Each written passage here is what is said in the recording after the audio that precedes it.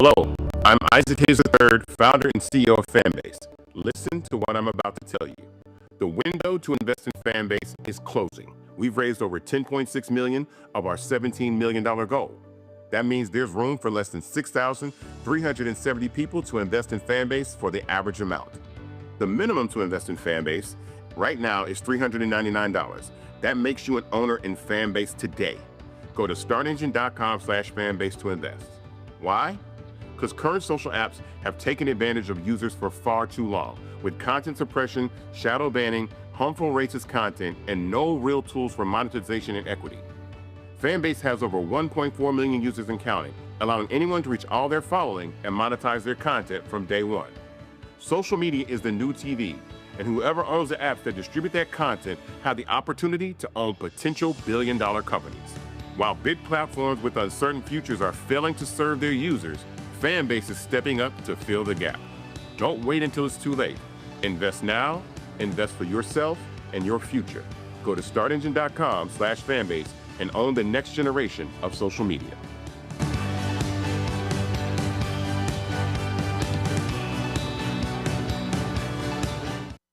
Folks, Black Star Network is here.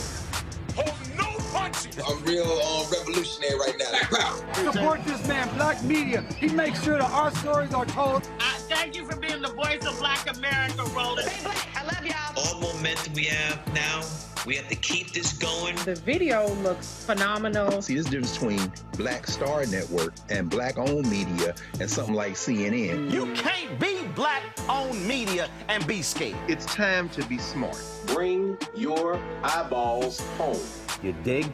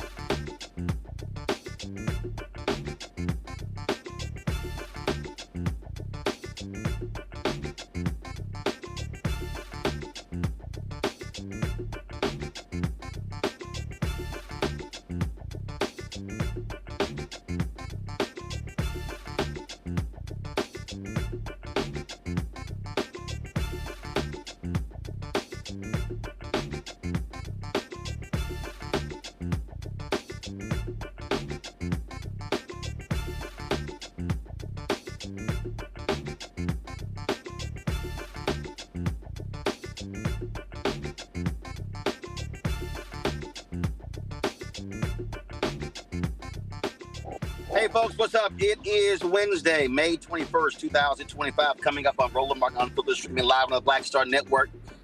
What happens when a Black man who lived through the racist apartheid in South Africa has to listen to an American white supremacist criticize made-up racism. That's what happened when the president of South Africa visited the Oval Office today to talk to the most ignorant person to ever sit in the Oval Office, Donald Trump. Wait until we show you what happened and how pathetic America was embarrassed by this idiot, Donald Trump. Speaking of that idiot, that man does not believe in police accountability. His Department of Justice has now dismissed a significant number of cases against consent decrees against police departments. We'll have a full breakdown on today's show. We'll also show you the chaos on Capitol Hill as Republicans hold hearings at 1 o'clock in the morning about their beautiful budget deal. And also, we'll talk to a business owner. It's a part of our Shop BlackStarNetwork.com app. We'll tell you about that business in our marketplace segment. Lots to unpack. It's time to bring the funk. I'm Roland Martin Unfiltered on the Black Star Network. Let's go. He's got it. Whatever the miss, he's on it. Whatever it is, he's got the scoop, the fact, the find. And when it breaks, he's right on time and it's rolling. Best believe he's knowing. Putting it down from sports to news to politics. With entertainment just for kicks, he's rolling. It's on go, roll, roll, y'all. It's Rolling Martin, yeah.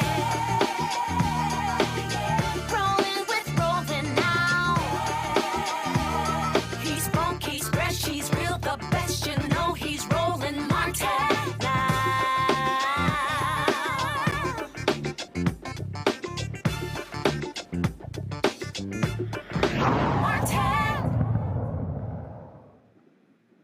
We told you this was going to happen if Donald Trump was allowed back in the Oval Office. And where are all of those people who were talking about don't vote, you're not going to get anything for it? Well, guess what?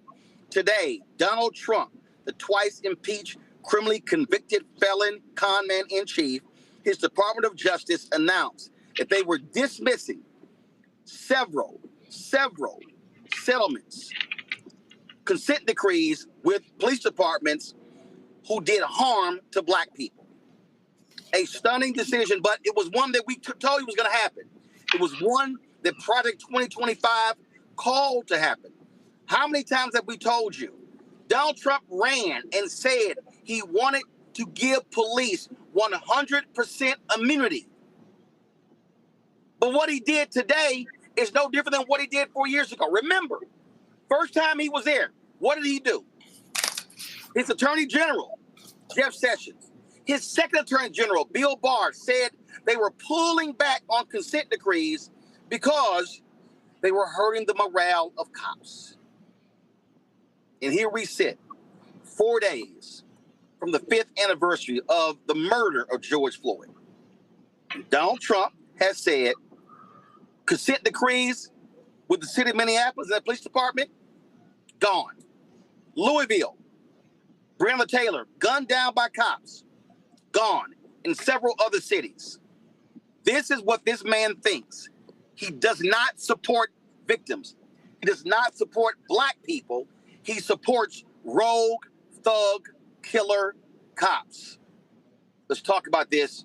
We got a full panel to break it all down. Reddit Hudson is a co-founder of the National Coalition of Law Enforcement for Justice, Reform, and Accountability. Tamika Mallory, co-founder of Until Freedom. Adante Pointer, civil rights attorney. And also Chief Mitchell Davis, second national vice president for the National Organization of Black Law Enforcement Executives. Glad to have all of you here. Plus, I have my panel coming on after this as well. Reddit, I'm going to start with you. This man does not care about police accountability. He wants cops who beat people, who kill people. He wants to make it.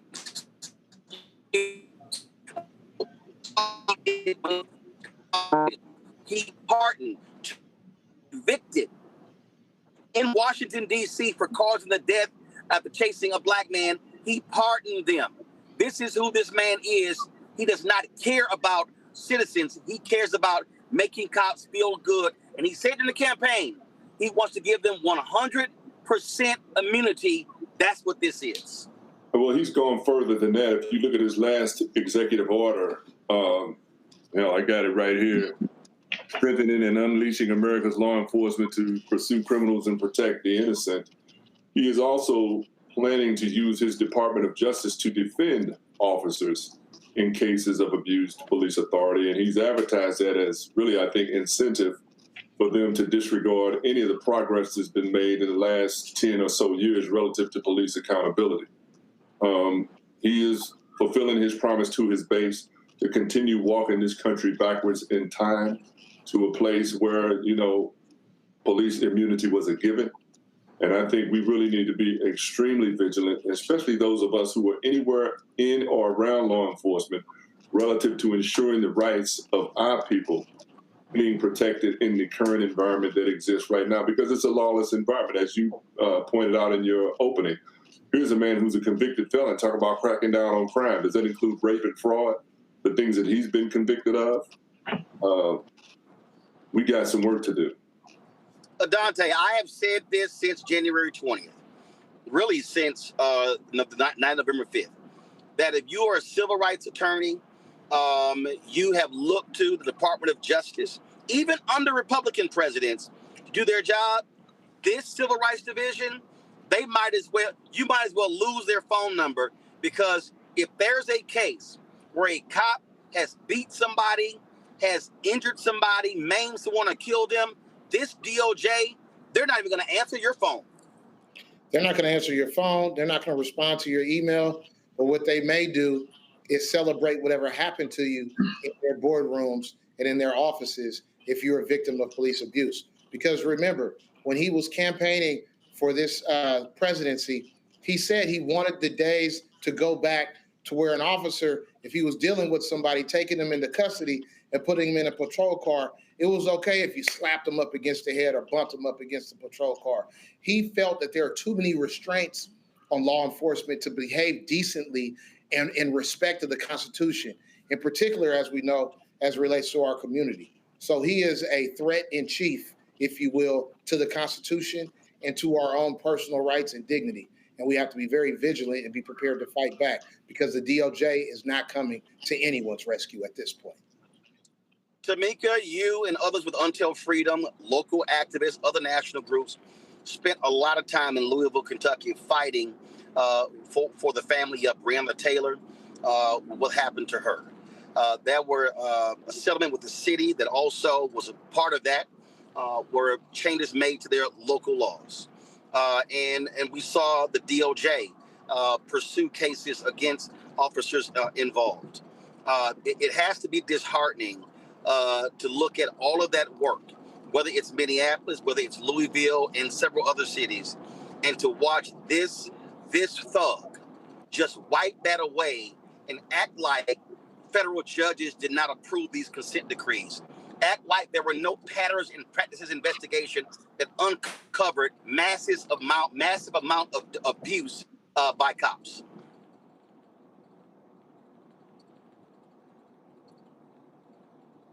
Tamika, I think you're on mute. Sorry, I'm sorry. There we go. I'm headed to the airport, and but I wanted to be on with you, Roland, and you said it properly, that it is very disheartening, extremely painful and frustrating. And today, my heart hurts for Breonna Taylor's family, for George Floyd's family, and for countless families who have lost their children, and their children have become martyrs, that we have worked so hard to use their stories as a way to get these consent decrees in the first place. And I think we have to center their voices in the midst of this as we talk about what today this letdown is. Now, you said at the beginning, Roland, when you first started, that we already knew what would happen because we watched the transition from President Obama to Donald Trump in his first presidency, and they did the same thing. William Barr, his attorney general at that time. And so we already expected this, but we always want to posture ourselves as people who know that it is wrong and that we feel it, that we know that what is happening in this moment is a sign of oppression and certainly an authoritarian government that is dangerous, and that if they could do this one thing, God only knows what will happen over the course of the next 3.5 years.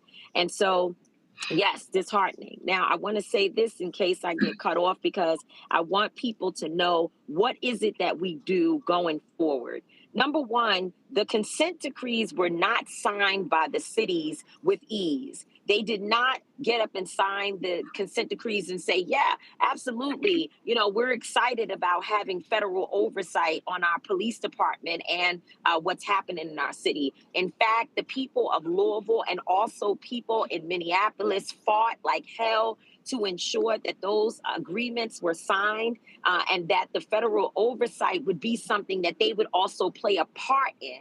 And I can tell you that the folks in Louisville, Kentucky had to fight down to the last minute to ensure that their mayor agreed to what was in the consent decree. And that means that we have to ensure that the fight goes back to the local governments, to the local police departments, and on the ground level in local cities, that we know what's in the consent decree. We have the documents. We have to make sure that our activists, our organizers, our local elected officials, our local pastors and community leaders and communities are fighting to say that we still expect that you, as a leader in this city, follow what we have all found to be extreme issues within the department, where the civil rights and human rights of our citizens, and particularly Black citizens, are being violated. And if you are a mayor or you are an elected official who stands with our communities, you will still look at these documents and ensure that we follow some of the recommendations that is included. If that does not happen, we have to make sure that we either primary or ensure that we get rid of elected officials who are in position in these cities who do not follow the will of the people. That has got to be the next course of action. And in fact, as you've been saying, Roland, and we've been talking about since Donald Trump became president, the fight is local. We did not, while we may have lost a major battle on the federal level, we can still force this work to happen on the local level and in local communities. Chief Davis, they are closing civil rights investigations in Memphis, Phoenix, Oklahoma City, Trenton, New Jersey, Mount Vernon, New York, also against Louisiana State Police. Louisiana State Police has been rife with corruption. The case of the Black man there who they said died in a car accident, until the body cam video was released, showed he was brutally beaten by cops to death. Ronald Green. Ronald Green. We've had his mother on the show numerous times. And look, we know not all cops do this, but the reality is we know that on the state level, Tamika made that point, that you've had DAs and some state attorneys general who are afraid to prosecute cops because they work closely with them. So the DOJ in many ways was a backstop if they chose not to pursue. That happened in Kentucky with that coward Daniel Cameron when he was attorney general. But what this says here, Donald Trump is saying to the police, hey, don't worry about it. You can beat people. You can be racist. You can kill people. And if it goes to the federal level, I got your back. And I'm telling you right now, there's a we've been covering this case in Los Angeles, where a former deputy sheriff brutally beat a Black woman who was videotaping an encounter at a supermarket. He was convicted by the jury. Trump's U.S. attorney comes in and wants to offer a post-trial, a post-verdict deal with him that would set him free. That's what we're dealing with. And so what is Noble's perspective on what we are now seeing with this Trump administration and Department of Justice? Well, Brother Martin, you said it, and well as Ms. Tamika as well, hit on several of those points, that we understand that the local level is where we have to put our efforts now. We understand that what's going on in D.C., what's going on in the White House, it is what it is at this point in time. And as you said at the beginning, we knew what was going to happen. And right now, we have to make sure that the people that are at the local levels, whether that the elected officials, the appointed officials, the people that live in these communities, have to hold everyone accountable for what's going on. I was actually involved with an organization with the company that was contracted to come in Louisiana and investigate the state police after Mr. Green's tragic murder. So I was involved in those things. And what we understand, and from a noble perspective, we understand that our profession, law enforcement, we literally hold the power of life and death in our hands when we go to work every day. We can take people's freedom from them every day. And with that responsibility, with that comes a lot of responsibility. And if we can't be held accountable for having such great power and such great discretion, there's something wrong. And to try to have unchecked power, that is just a disaster. And that's what's been happening historically. That's what's been going on in these communities. And we have to make sure that we have proper leadership, elected, local elected leadership. And that elected leadership puts people in place, leadership within police departments, because see, having consent decrees, that's the roadmap. And Ms. Tamika said it, even though the federal government may have backed out on enforcing those, it's out there. The roadmap is out there, the instructions are out there, and the expectations are out there. So we can still hold our organizations, our police departments, our departments and our communities accountable for what's already been laid out. It doesn't require federal oversight. That was, and we heard that people they went unwillingly, but we can still proceed with those marching orders. Dante, consent decrees are not perfect. But here's what we do understand. What we understand is that when the DOJ comes in and they do a patterns and practice investigation, they are studying and they're talking to people. They're investigating. We're talking about reports have shown massive racism, cops using the N-word, all sorts of things. Trump is saying, we don't give a damn about none of that. Man, y'all gonna do what y'all do. He's definitely saying that, and we as the local council, civil rights attorneys, activists, community members, community leaders, and members of law enforcement, we still have a lane. I primarily practice in federal court, holding police officers accountable for misconduct. And I join with community leaders and activists and everyday folk to bring these lawsuits and apply pressure. And you can make a city or a police department kneel to the power of the people and enter into agreements where there is reform. And you do not necessarily need the Federal Department of Justice to do that. To the extent the DOJ has already engaged in pattern and practice investigations, which was mentioned by the chief there, those are the breadcrumbs. Those are the roadmaps that we all can use to drive police departments that are in need of reform, desperate in need of reform, to reform. So we don't have to rely only upon the DOJ. We also have other tools at our disposal to use. It necessarily is going to mean we're going to have to come together to do it, but it can be done, and it's been done across this country in different cities in America. Reddit, we talked about again. We've talked about again in terms of what our response is on the local.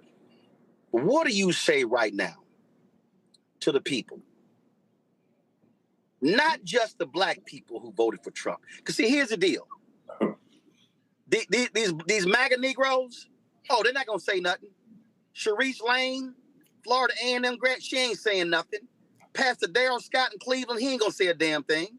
Of course, Brandon Tatum, the former cop, we know, he loves all of this. All them black MAGA folk ain't saying nothing. Joseph Pinion ain't saying nothing. But the people who I want you to speak to are these loudmouth ass black people who was on YouTube and all on social media telling black folk voting don't matter. You don't get anything for your vote. Wasting your time voting for Vice President Kamala Harris. Telling people she's worse than Donald Trump. These are the same folk who love the FBA folk, all of them. This man has said, I don't give a damn if cops kill black people. They're not going to face any penalty from me. We had a number of them right here in St. Louis as well. And I'll be candid with you, man. I thought as intelligent as some of those people were, that they had to be ops. They had to be bought off. They had to be strategically placed, they couldn't possibly believe some of the things that they were saying. First, I would echo what I've heard from the attorneys and the brother from Noble, that now is the time to be proactive and aggressive in executing some of the strategies that have been laid out here right now, while there's still some semblance of a framework in which to execute those. This is a lawless land right now, man. You have a president who is ignoring the Constitution and the courts. He is arresting people without charges, without proof, and flying their asses out of the country. And the courts tell them to stop. And he said, I'm gonna do what I'm gonna do. What you gonna do about it? So while that environment is present, we have to have a level of urgency. To those people, though, that you're describing, man, I don't know what their love for community and love for our people really is. But I would urge you, if you have any level of integrity, get your ass right back in front of a camera and speak to the fact that what this man is doing is directly injuring and damaging our communities in the present, and his policies that he's trying to shape and codify right now will damage the futures of our children and grandchildren going forward in the worst possible ways, reflecting the time before civil rights, when we were subject to any abuse that was available to anybody in power. Chief, the thing that I think is important here, this is why I wanted Noble on here, because I need people to understand that Black law enforcement folk, they know the real deal. They see what's happening. In fact, and we saw what happened in Memphis. We know it's some Black cops who act like a lot of white cops. So for them, it's about blue. It's about the badge and the gun and having the power. But at the end of the day, I don't care who you are, there has to be accountability. And unfortunately, there are too many folks, too many police departments, chiefs, city council members, DAs, state attorneys generals who make excuses for the conduct of cops. It says to protect and serve. That is the people, not themselves. Absolutely, Brother Martin.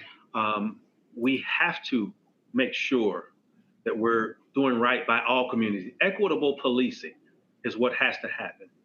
Noble's motto is justice by action, and we call ourselves the conscience of law enforcement, and we're responsible for holding people accountable for not doing their jobs. You know, you talk about state's attorneys, district attorney. We had a district attorney here, a state's attorney here in Cook County, Kim Fox. There was a group of white chiefs that came together to have a vote of no confidence because she was fighting for equitable policing and holding police officers accountable. That culture is so entrenched in our society that any disruption to that apple cart, anybody trying to take away that power that that institution has, is going to be met with force. Personally, we at Noble, we're faced with that because we stand up for what's right for all communities. You know, when you do what's right for everybody, you do what's right for everybody. That's how it ends up working out.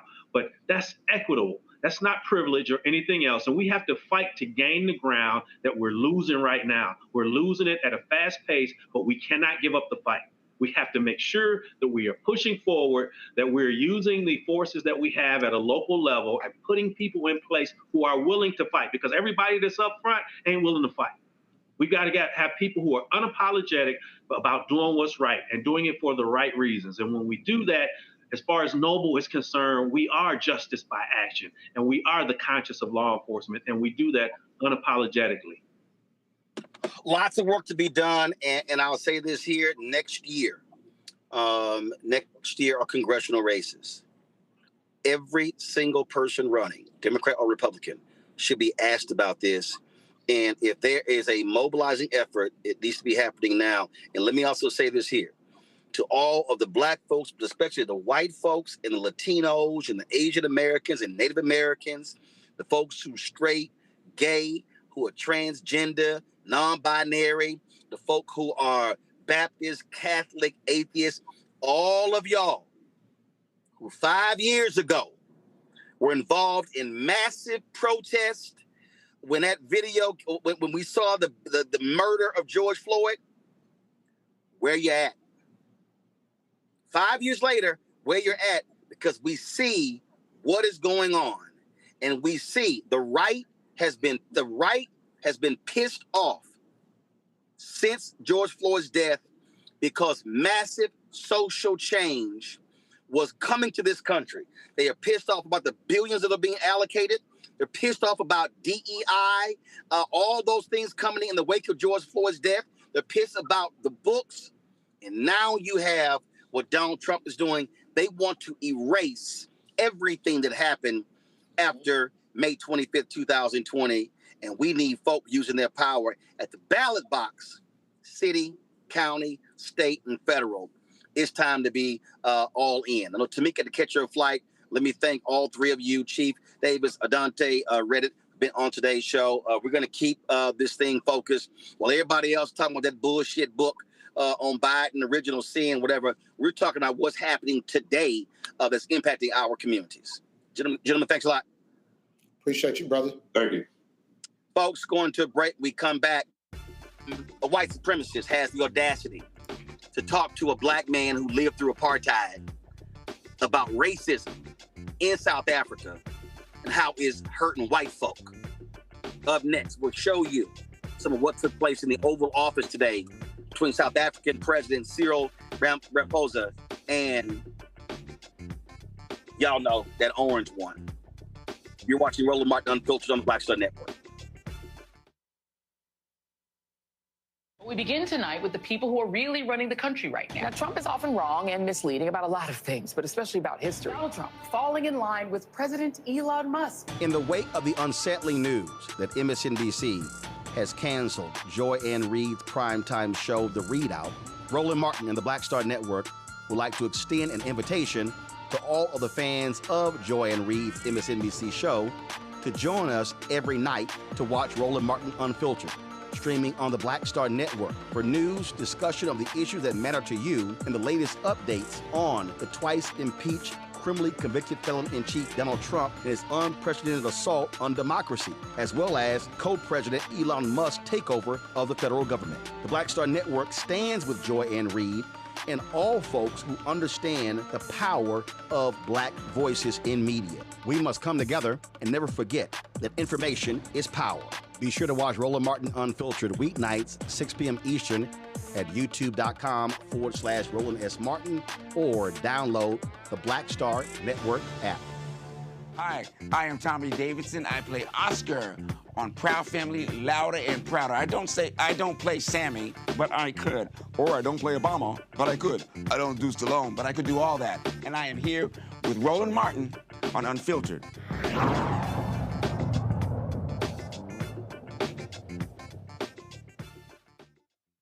The thuggish Donald Trump administration has been attacking South Africa ever since he was inaugurated. Of course, you've got South Africans standing behind him like Elon Musk, who've been encouraging that because they don't like the fact that black folks are running that particular country. And so Donald Trump has been touting the, quote, genocide against white farmers in South Africa, welcoming 59 Afrikaners, white folks, to the country. Now, mind you, these are the same people who stole the land in South Africa. White people in South Africa make up 7% of the population. They own 72% of the land. So Donald Trump has been floating these lies. Today, the president of South Africa came to the Oval Office to sit across from that white nationalist, that white supremacist. And this man, this dignified black man, had to listen to this idiot, the one who called African shithole countries, who called countries in Africa shithole countries, who trashed and lied about Haitian immigrants in Springfield, Ohio, who called for the death penalty of the 5 black and brown young men, then called the Central Park 5, now known as Exonerated 5. The same man who was accused by HUD of not renting apartments to black people. Yeah, that same person who barely has any black people in his administration. Yeah, that same one. He had to listen to this pathetic ass man lie about what's happening in his country, South Africa, because Donald Trump has no problem standing with racists and white supremacists because his administration is filled with them, people like Stephen Miller and others. Listen to this trash that happened today. We've had tremendous complaints about Africa, about other countries too, from people. They say there's a lot of bad things going on in Africa, and that's what we're going to be discussing today. When you say we don't take others, all you have to do is take a look at the southern border. We let 21 million people come through our border, totally unchecked, totally unvetted. They came from all over the world. In many cases, they're criminals. They come from prisons. They come from mental institutions. They come from street gangs. They're drug dealers. So don't say that we didn't take them. We're trying to get them out as fast as we can. And we're doing record business on that. And we just won a big case where we're allowed to send back hundreds of criminals to Venezuela. Just won that today in the Supreme Court. I'm happy to hear. But we do have a lot of people are very concerned with regard to South Africa, and that's really the purpose of the meeting, and we'll see how that turns out. But we have many people that feel they're being persecuted, and they're coming to the United States. So we take from many locations if we feel there's persecution or genocide going on. And we had a lot of people. I must tell you, Mr. President, we have had a tremendous number of people, especially since they've seen this. Generally, they're white farmers, and they're fleeing South Africa, and it's a very sad thing to see. But I hope we can have an explanation of that, because I know you don't want that. It's a kind of a different meeting. Normally we have meetings, we talk about trade, and we'll be talking about trade and other things. But that certainly will be a subject that comes up. Yeah. Yes, please. Brian? Thank you very much. I'd like to get your thoughts on Letitia James. Director Polte, according to him, Letitia James says that the alleged mortgage fraud was simply a mistake. I want to get your thoughts on that. She put down that her father was her husband in order, and this is very similar to, I guess, the false attacks they had on you. Well, I don't know what it is currently, but Letitia James, who's the Attorney General of New York State, it seemed, I'm not involved in that at all. I know that it's being handled by various groups, I guess, but it's major fraud, mortgage documents, and fraudulent everything. Yeah, I think she said the father was her husband, which she had to have a husband, or so she chose her father, and she put it down, and she had didn't she sign in Virginia, yet she said she lived in Virginia, yet she's the New York State Attorney General, and she did that for tax reasons, so she could take advantage of taxes. And she had the wrong number of units. She had a much different number, which wouldn't have allowed her to qualify and scam the government. So I don't know. I think she's very bad for New York, but I really don't know too much about it, but I appreciate the question. Yes, thank you very much. Yes, Mr. President, for you to be convinced that there's no genocide. Go ahead, please. Thank you, Mr. President. So May 25th will be the celebration of Africa Day, which pretty much a lot of celebration will be taking place around the world, including here in the United States. What is your message to the entire African continent, African people, in this important occasion? Well, I want to see peace, and I want to see happiness. I want to see health, and you have incredible land. There's tremendous value. A lot of countries don't have that value in the land, the value you have. We have a situation, I think you probably heard about it. We've done, through some very talented people, helped settle a war that's been raging for years, Rwanda and the Congo. And I think we've done it. Believe it or not, I think we've done it. And could you just say a few words about that, my friend? Yes. A couple of weeks ago, the two parties signed a declaration of principles in which they've agreed on the way forward. And they have both submitted draft peace agreements, and we have put together one that incorporates both of their suggestions, and we've given it to them. So we're in the process of finalizing this. Looking good, right? Looking very good. We have to thank you for even those efforts, because the African continent, particularly SADC, our Southern African Development Community, has for years been seeking to foster peace in the Democratic Republic of the Congo. So all efforts, including those from outside the continent and inside the continent, are really worthwhile. We are removing our troops from there so that peace can then prevail in that whole area.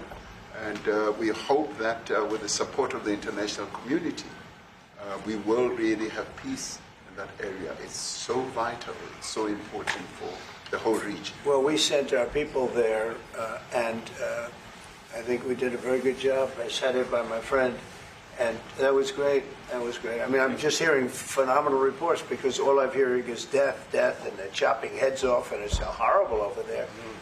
And it was really brave of you to go there, and I really appreciate it. And it looks like we have something very, very substantial. We also talked about trade with them in terms of rare earth and all, but really more for it's like if you take a look at what we just did with Pakistan and India, we settled that whole thing, and I think I settled it through trade. We're doing a big deal with India, we're doing a big deal with Pakistan, and I said, what are you guys doing? You know, somebody had to be the last one to shoot. But the shooting was getting worse and worse, bigger and bigger, deeper and deeper into the countries. And we spoke to them, and I think I hate to say we got it settled, and then 2 days later, something happens, and they say it's Trump's fault. But Pakistan has got some excellent people and some really good, a great leader. And India is my friend, Modi. And he's a mutual friend. Yeah, he's a great guy. And I called them both, and we just did something good. We're trying to settle Russia, Ukraine. We spoke with President Putin for 2.5 hours the day before yesterday. I think we made a lot of progress, but that's a bloodbath. 5,000 people are being killed a week, 5,000 soldiers a week, not including people in cities and towns that are also being killed. So we're trying to help. And it doesn't affect us. It's not our people. It's not our soldiers. It's Ukraine and it's Russia. But if we can save 5,000 souls, we'll do it. You know, we're pretty good at it. But that's a bad situation. That is a really bad situation. Well, you'd recall when President Zelensky was coming to South Africa, that's when I spoke to you. That's right. We both agreed that we need to push the peace message so that there can really be peace. And we've been involved in the Ukraine-Russia conflict for quite a while through my Minister of State Security here. We've been dealing with them, the exchange of children who were taken away, going through names and addresses and all that. So we've been invested in that whole process as well. And the moves that you are making are fully supported by us because we would like to see the end of that war. Sure. I called Zelensky, and they said, he's in South Africa. I said, what the hell is he doing in South Africa? He was talking to us. We got to speak. That's a strange one. I said, what are you doing in South Africa? Yes. That's a strange one. He's trying to make peace. We're taking him. You know, we were lucky because we had the great Nelson Mandela who taught us how to create peace, to make peace. So we were imparting some of those lessons to him, some of those learnings. And I specifically mentioned to him that this is how Nelson Mandela taught us that when you want to have a peace in a country, do it on an unconditional basis and sit down and talk. And that's precisely what I'm sure he's going to heed. Well, we're going to see what happens with that one. It's there's a lot of hatred. There's a lot of death. It's a bloodbath. It is. I get unfortunately. I get the satellite pictures of that field, of that killing field. Mm-hmm. You never saw anything like it in your life. Yeah. It's horrible. It's a horrible thing that it goes on, but I think we've made big progress. Yeah, please, go ahead. Thank you, Mr. President. No, not you. Right here. He's from South Africa. Go ahead, please. What are you expecting on the ICJ case? Are you expecting South Africa to drop that? Is that what you're trying to raise? On which case? The ICJ case against Israel, International Criminal Court. I don't expect anything, to be honest. I really don't. I don't know. They've got a case. There's a lot of anger there, tremendous anger. I don't expect anything. We'll see what happens. We'll have a ruling, and who knows what the ruling is going to mean. Yeah. On that subject of Gaza, Mr. President, are you going to be speaking to Prime Minister Netanyahu about Israel's renewed offensive there? There's been a lot of concern from European countries. The Pope has expressed concern. Are you going to be asking Prime Minister Netanyahu to tone down the offensive in Gaza, to let more aid in? Was that a question or a statement? It's a question. This guy's, you never change. Mr. President, decide what will Please. it take for you to be convinced that there's no white genocide in South Africa? Well, I can answer that for the President. It's for him. I'd rather have him answer. Yeah, I'd rather answer that. It will be. My President will respond to you. Yeah, let me. Thank you, Mr. President. It will take President Trump listening to the voices of South Africans, some of whom are his good friends, like those who are here. When we have talks between us on around a quiet table, it will take President Trump to listen to them. I'm not going to be repeating what I've been saying. I would say if there was Afrikaner farmer genocide, I can bet you these three gentlemen would not be here, including my Minister of Agriculture. He would not be with me. So it'll take him, President Trump, listening to their stories, to their perspective. That is the answer to your question. But, Mr. President, I must say that we have, wait. We have thousands of stories talking about it. Sure. And we have documentaries, we have news stories. And that. Is Natalie here, somebody here to turn that? I could show you a couple of things. And it has to be responded to. Yeah, sure.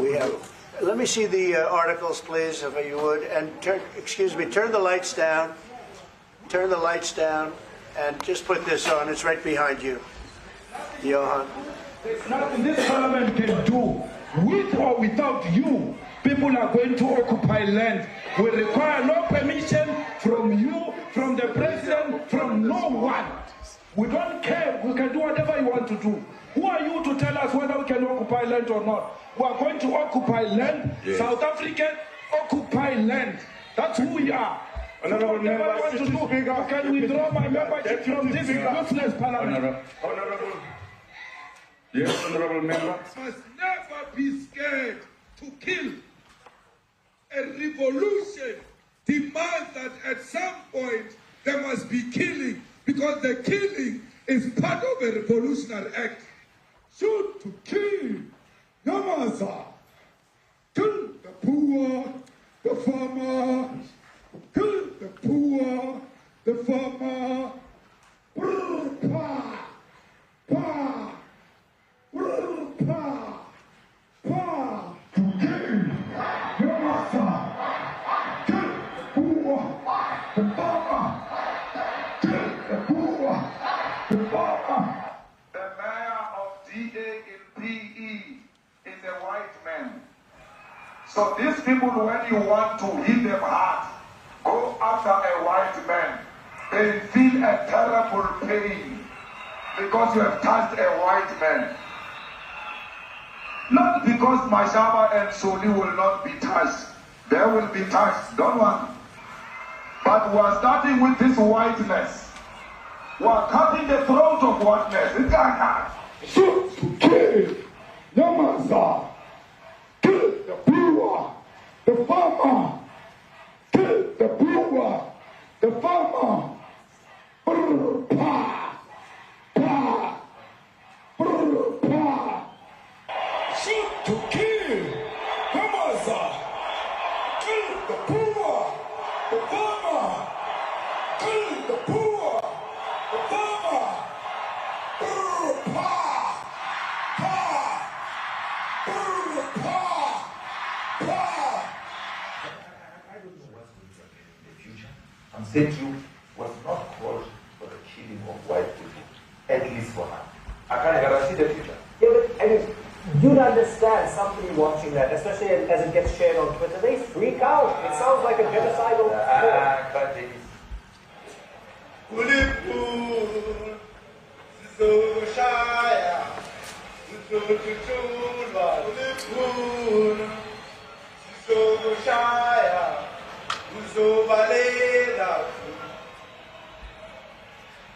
Sizubajula, azobalega jula. Sizubajula, azobalega jula. Who will expropriate land without compensation, whether they like it or not. If they object, they can seek refuge in America. Now this is very bad. These are burial sites right here.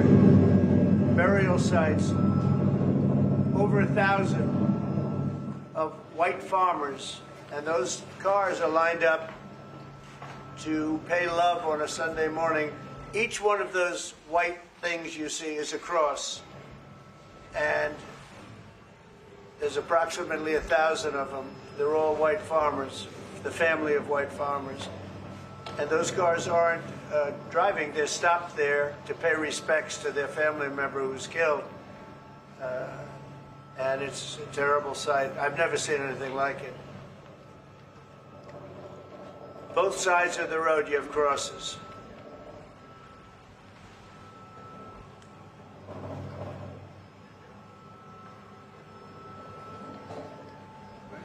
Those people were all killed. Have they told you where that is, Mr. President? No, I'd like to know where that is, because this I've never seen. I don't. Okay. I mean, it's in South Africa. We need to find out.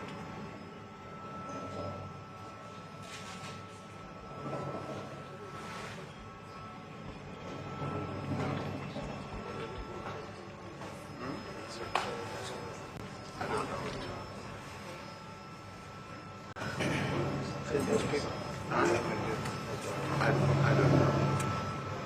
No. Okay. Mr. President, the Pentagon announced that it would be accepting a Qatari jet to be used as Air Force One. Perhaps you are Mr. President, the Pentagon's vote first. What does this have to do with the Qatari jet? They're giving the United States Air Force a jet, okay? And it's a great thing. We're talking about a lot of other things. It's NBC trying to get off the subject of what you just saw. You are a real, you're a terrible reporter. Number one, you don't have what it takes to be a reporter. You're not smart enough. But for you to go into a subject about a jet that was given to the United States Air Force, which is a very nice thing, they also gave $5.1 trillion worth of investment in addition to the jet. Go back, you ought to go back to your studio at NBC, because Brian Roberts and the people that run that place, they ought to be investigated. They are so terrible the way you run that network, and you're a disgrace. No more questions from me. Go ahead. Go ahead, talk about that. please may we have a South African His name is question, Peter Mr. something. President He's Trump? a terrible If they're reporter. committing genocide, why invite them to the White House?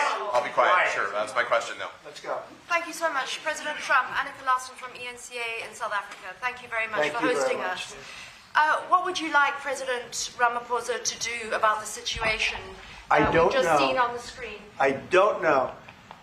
Look, these are articles over the last few days. Death of people. Death. Horrible death. Death. I don't know. But you know that there are Pick black anyone. people who are White dying South the most? Africans are fleeing because of the violence and racist laws. And this is all. I mean, I'll give these to you. So when you say, what would I like to do? I don't know what to do. Look at this. White South African couple say that they were attacked violently. President Trump, when will you go and see for yourself if it is? Well, I can do that. Look, here's burial sites all over the place. These are all white farmers that are being buried. President Trump. And he asks about a jet that was given. My first question You is ought to about be Africa. ashamed. We're not interested in the You are so bad. You're such a bad reporter. If they're committing genocide, why invite them? Sir, if they are committing genocide, why invite the South Africans to the White House? May I finish, please, President Trump? Mr. President This Trump, is may I one finish? after another. This family was wiped out. I'm just looking. Can we get a response from President Can you give us Ramaphosa, your please? reaction to those videos, Mr. President? President Trump, could you? Well, I think the videos are so. More than white people? No. When you look at the videos, I mean, how does it get worse? And these are people that are officials, and they're saying that kill the white farmer and take their land. That's what it is. And I have other friends in South Africa. I have people that left.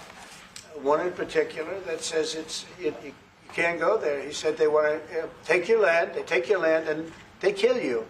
It's okay, and they say it's okay to do. Now we're going to talk about it. But this is a tremendous look. This is a story recent. These are all people that recently got killed. Yeah. And I don't know how it can get any worse. These are and you know, the men that you saw, the people that you saw in that movie, those are officials. Those are people that were in office. They had one march. They had a dance in your parliament, whatever you may call it, legislature. Let me clarify that. Yeah. Let me clarify that, because what you saw, the speeches that were being made, one, that is not government policy. We have a multi-party democracy in South Africa that allows people to express themselves, political parties to adhere to various policies, and in many cases, or in some cases, those policies do not go along with government policy. Our government policy is completely against what he was saying, even in the parliament. And they're a small minority party, which is allowed to exist in terms of our constitution. But you do allow them to take land. No. You do allow them to take land. Nobody can take land. And then when they take the land, they kill the white farmer. And when they kill the white farmer, nothing happens to them. No, there is nothing happens to them. There is criminality in our country. People who do get killed, unfortunately, through criminal activity, are not only white people. Majority of them are black people. And we have now the farmers are black. The farmers are not black. I don't say that's good or bad, but the farmers are not black. And the people that are being killed in large numbers, and you saw all those grave sites, and those are people that loved ones going, I guess on a Sunday morning, they told me, to pay respect to their loved ones that were killed. Their heads chopped off. They died violently. And, you know, I mean, we're here to talk about it, and I didn't know we'd get involved here. But I will say this, that if the news wasn't fake, like NBC, which is fake news, totally, one of the worst, ABC, NBC, CBS, horrible. But if they weren't fake news like this jerk that we have here, if we had real reporters, they'd be covering it. But the fake news in this country doesn't talk about that. They don't want to talk about it, but now they have to talk about it. But they won't. This won't even be a subject. They'll have him talking about why did a country give a free, think of this, why did a country give an airplane to the United States Air Force? Okay, the United States, not to me, to the United States Air Force, so they could help us out, because we need an Air Force One until that's Air Force One, it's being built. 2 of them being built. But Boeing's a little bit late, unfortunately. So why did they give us a plane to the United States Air Force? That's what that idiot talks about after viewing a thing where thousands of people are dead. I'm sorry, I don't have a plane to give you. I wish you did. I'd take it. I would take it. If your country offered the United States Air Force a plane, I would take it. Okay. But coming back to this issue, which I really would like us to talk about, and talk about it very calmly. We were taught by Nelson Mandela that whenever there are problems, people need to sit down around a table and talk about them. Well, there are problems. And this is precisely what we would also like to talk about, including, of course, trade matters, investment matters. So the issues that concern you as the United States. Those are all recent. And those are all deaths. Yeah, in many ways, I mean, one should say you are a partner of South Africa, and you are raising concerns, and these are concerns that we are willing to talk to you about. Let me just add quickly, you know, the criminality that we are experiencing in our country needs quite a lot of technological capability. And in one of our areas in South Africa, we're using US technology, which is able to in many ways identify where shootings are happening and all that. And I'd like to talk about that because there is support that we can get from you as the United States to help us deal with all these acts of criminality. And that is what I believe partnership is all about.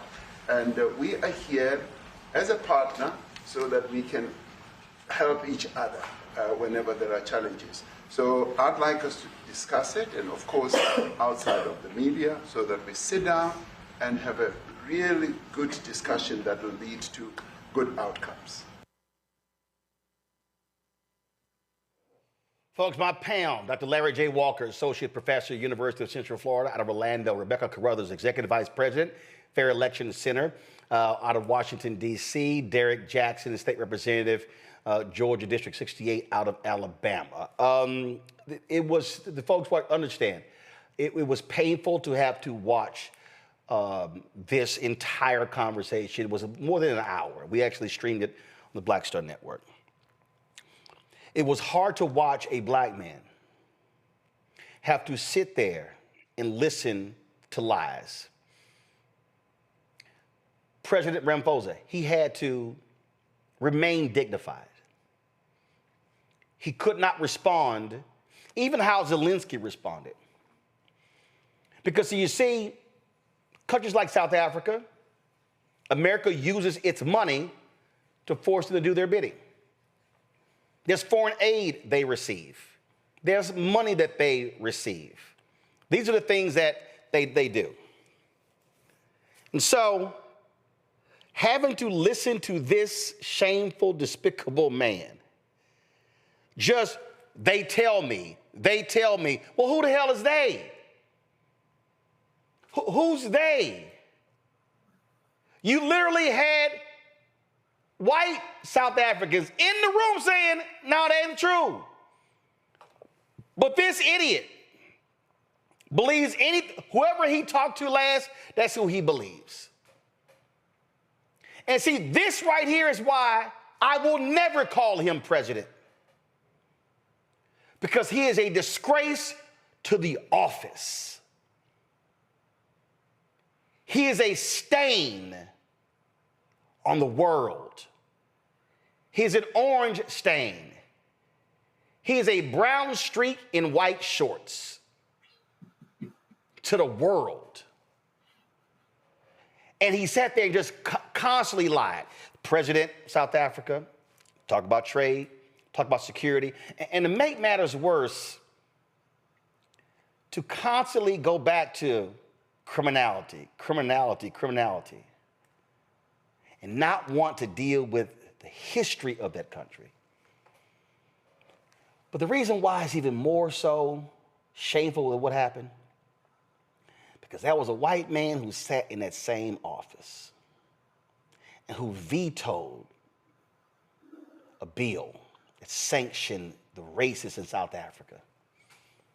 He vetoed it because he stood with the racist government, and that was Ronald Reagan. But see, that's when you had a different Republican Party. Because Republicans and Democrats overrode Reagan's veto that led to sanctions against South Africa, that racist apartheid regime. Donald Trump absolutely is in the Reagan camp. He stands up for white people in South Africa. He doesn't give a damn about black South Africans. That's really, Rebecca, that was the thing for me, just having, here is Ramaphosa trying to remain composed and calm and listening to this man, knowing full well, I think he wanted to reach over and choke the shit out of him for just lying on his country. I mean, if I was President Ramaphosa, I would have had a hard time keeping my composure, knowing that this is a buffoon clown and probably a soiled diaper trying to tell me the history of my country when I have lived it. Quite frankly, you know, I'm very happy that I had the experience to study abroad in South Africa through Howard University School of Law about 10 years after apartheid. And just watching that country having to rebuild, knowing economically there's still parts of it that's still tied to white supremacy, it was very hard to listen to the current resident of 1600 Pennsylvania Avenue spew constant lies that aren't true, that are factually inaccurate. But, you know, God willing, President Ramaphosa will be here years much later after Trump has departed. Again, you know, when we sit here and have to just watch this crap and deal with this idiot, really is pathetic. And I just, I was so angry having to watch that. And guys, do me a favor. We were live streaming the news conference of the president, Ramaphosa, his post news conference. It looked like it just ended. Cue that up so I can take some of that. I wish someone told me that they were actually live. So it looks like the feed just ended. But the thing for me, Larry, it was shameful. And you know what he wanted to say. There were stories that were reported where he talked about what he was going to say, but he knew in that moment. And all these people talk about, oh, he was ambushed and he didn't know. No, he knew what he was walking into. He did. Hell, I said last night to Jahan LeBlanc what was going to happen. So we knew what was going to happen, but he had to remain calm and dignified when sitting across from an absolute idiot. You know, Roland, you know, when we often think about, you know, world leaders and people in positions of power, there are times in which you have to bite your tongue. And you know, in this case, he certainly spent, you know, most of his time in the White House doing just that, because he knows he has the lives of millions of South Africans in his hand. And you know, you're right, Roland, in terms of someone who had to live under, you know, apartheid, de jure segregation, to endure what he had to endure today in the White House. And I want to go back to a point you made earlier about Ronald Reagan. We have to remember there was the CDC and people like Randall Robinson and others that helped end apartheid in South Africa and also helped free Nelson Mandela. And years later, you know, post Obama and Biden, et cetera, we now, you know, in terms of Americans, have to be exposed to a lot of really crazy conspiracy theories. And listen, the United States has the most complete, you know, apparatus in the world as it creates in terms of collecting data and information. And he's printing out stuff from, like, you know, off the internet. He's got copies, printouts in his hand. When once again, he has access to all kinds of information about what's going on in every country in the world. And this speaks to this idea of, like, the difference between what, you know, a society moving forward, a multiracial, multi-ethnic society moving forward, and what we saw today in the White House, which is also reinforces the idea that people of African descent aren't seen as human, that we're seen as less than. When you are talking about white Afrikaners, and we know there were a few dozen that came to the United States just a week or two ago, and not talking about the fact that that land was taken from, you know, black South Afrikaners. And then once again, that land is still owned post-apartheid. That land is still owned by white Afrikaners. And so once again, the power dynamic in terms of land ownership, which we know in any country is the primary thing which is primarily important, is still unbalanced. And once again, you have the president of South Africa being forced and humiliated in many respects to listen to a lot of these conspiracy theories, which have been disproven, and you know, forced to kind of endure that. And once again, as you said, as a black man who had to endure apartheid and who has risen to this position of power, to be forced to listen to this in the White House. Derek, again, this is the crap that we have to deal with the fool who's sitting in the Oval Office. Yeah, you're right, Roland. And I do appreciate that you played the full interview. This is my third time watching it.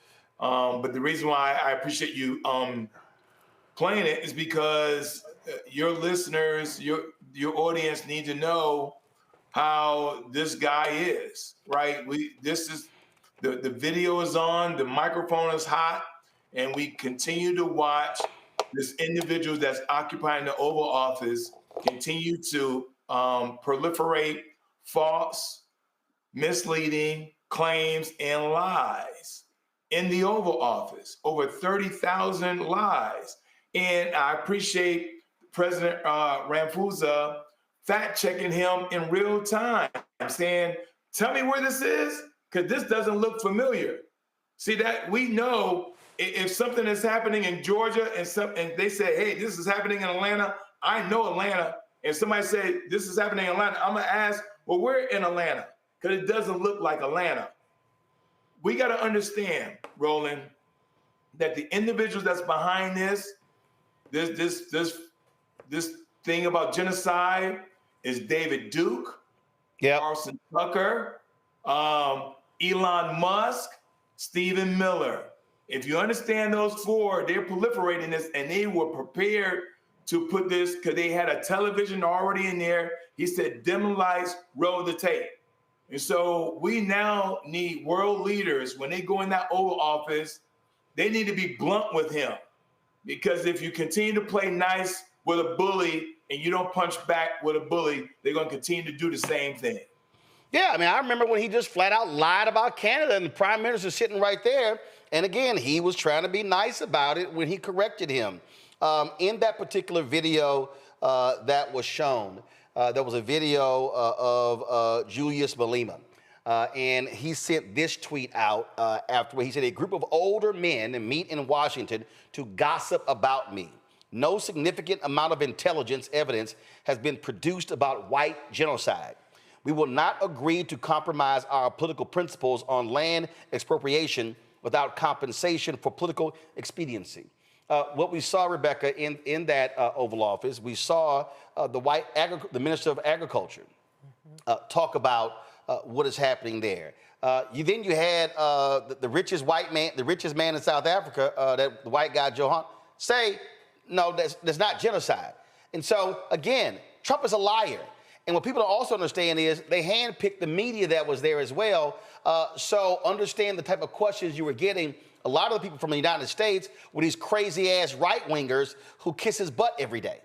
The other thing that's disturbing... Who also mainly work for white nationalist organizations. Absolutely. The thing that's especially dangerous here is when you have the use of technology like AI that's being used like this, like with Grok, that pushed out last week. It didn't matter what you were looking up last week. It kept connecting to this insidious lie that's not happening. And the same Grok, when asked, said that it had been changed for his own Grok told Elon's Grok told on itself. Yeah, Grok is performing like a child. When you tell a child the lie, the child's going to tell you the lie and say, hey, guess who told me the lie? And so the Grok is letting us know that Elon Musk and other white supremacists have fed this lie because they're trying to feed this into the internet. So then when you do searching on what's happening in South Africa, all of a sudden you have these AI lies that have been generated, have been force-fed. Like what's happening is an erasure that's happening. Just like we talk about the erasure that's happening in this country under the Trump administration, we're seeing the same thing that's happening in South Africa.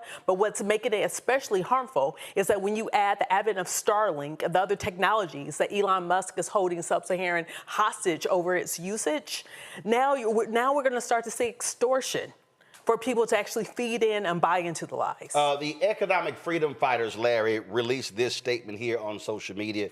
They said the economic freedom fighters has taken note of the press briefing held jointly by the president of South Africa, Cyril Ramaphosa, and they say the president of the United States, Donald Trump.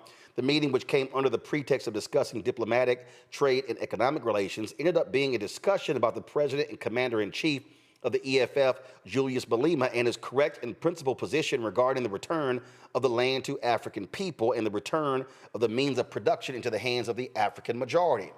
And what comes as no surprise, Cyril Ramaphosa and his delegation, which was constituted by the likes of Stellenbosch racist billionaire Johan Rupert, Donald Trump's golfing buddy Ernie Els, and the Minister of Agriculture and leader of the racist Democratic Alliance, John Steenhuisen, was an interaction dominated by white privileged men who've amassed wealth at the expense of African people, who spent a majority of the time expressing their hatred of the EFF and of its leader, Julius Malema. Trump proceeded to play numerous clips of the president of the EFF wherein our leader spoke correctly about the unequal distribution of land in South Africa and sang the chant, "Kill the Boer, kill the farmer," which is a song that expresses the desire to destroy the system of white minority control over the resources of South Africa. This liberation chant was considered as part of African heritage by the Equality Court, which also, which also said the song could not be interpreted literally. The Supreme Court of Appeal and the Constitutional Court of South Africa then ratified this decision. In an act of cowardice, Cyril Ramaphosa blatantly denounced the rulings of the courts of the country he is a president of, and this was then followed by insults from John Steenhuisen, who then confirmed that they reached a pact with the African National Congress to keep the EFF out of power. This pact was a clear collusion to prevent genuine transformation in South Africa. Additionally, the meeting between Ramaphosa and Trump has led to the inadvertent confirmation of the consolidation of the 2024 alliance between white minority capital and the neoliberal and counter-revolutionary ANC. Johann Rupert then followed, identifying the CIC Julius Malema as his enemy for over 10 years, and then citing their relationship since Julius Malema's days in the once vibrant ANC Youth League. The true intentions of the meeting were then revealed as Rupert went on to lobby for the allowing of Elon Musk's Starlink to operate in South Africa. The dominance of white male voices in the entire interaction proves and vindicates the EFF. The delegation was one that sought to make assurances to Trump that the transformation agenda of South Africa is one that can be compromised upon negotiation. All the utterances by Ramaphosa's delegation point to a devious plot to rekindle relations with a maniacal Trump administration by sacrificing our sovereignty at the altar of convenience. The South African delegation was at pains to explain how they have no interest in redressing the unequal patterns of land ownership in South Africa using what is now constitutionally provisioned as nil compensation through the Expropriation Act. The entire delegation failed dismally at countering the false narrative of a white genocide.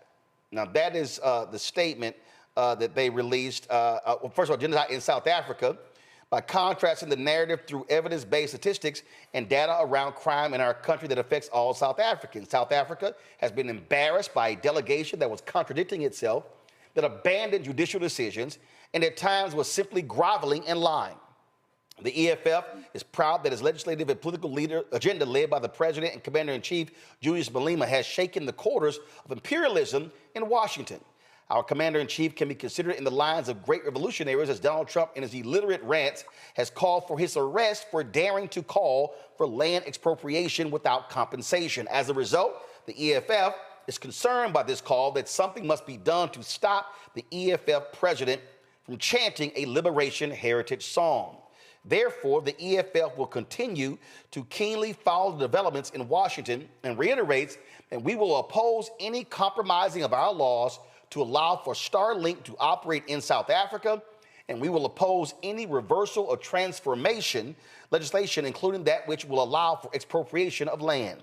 We will defend our constitutional democracy, never bow and succumb to imperialism. All those opposed to the dominance of the few by the many must never fear and must chant loudly against the system of oppression.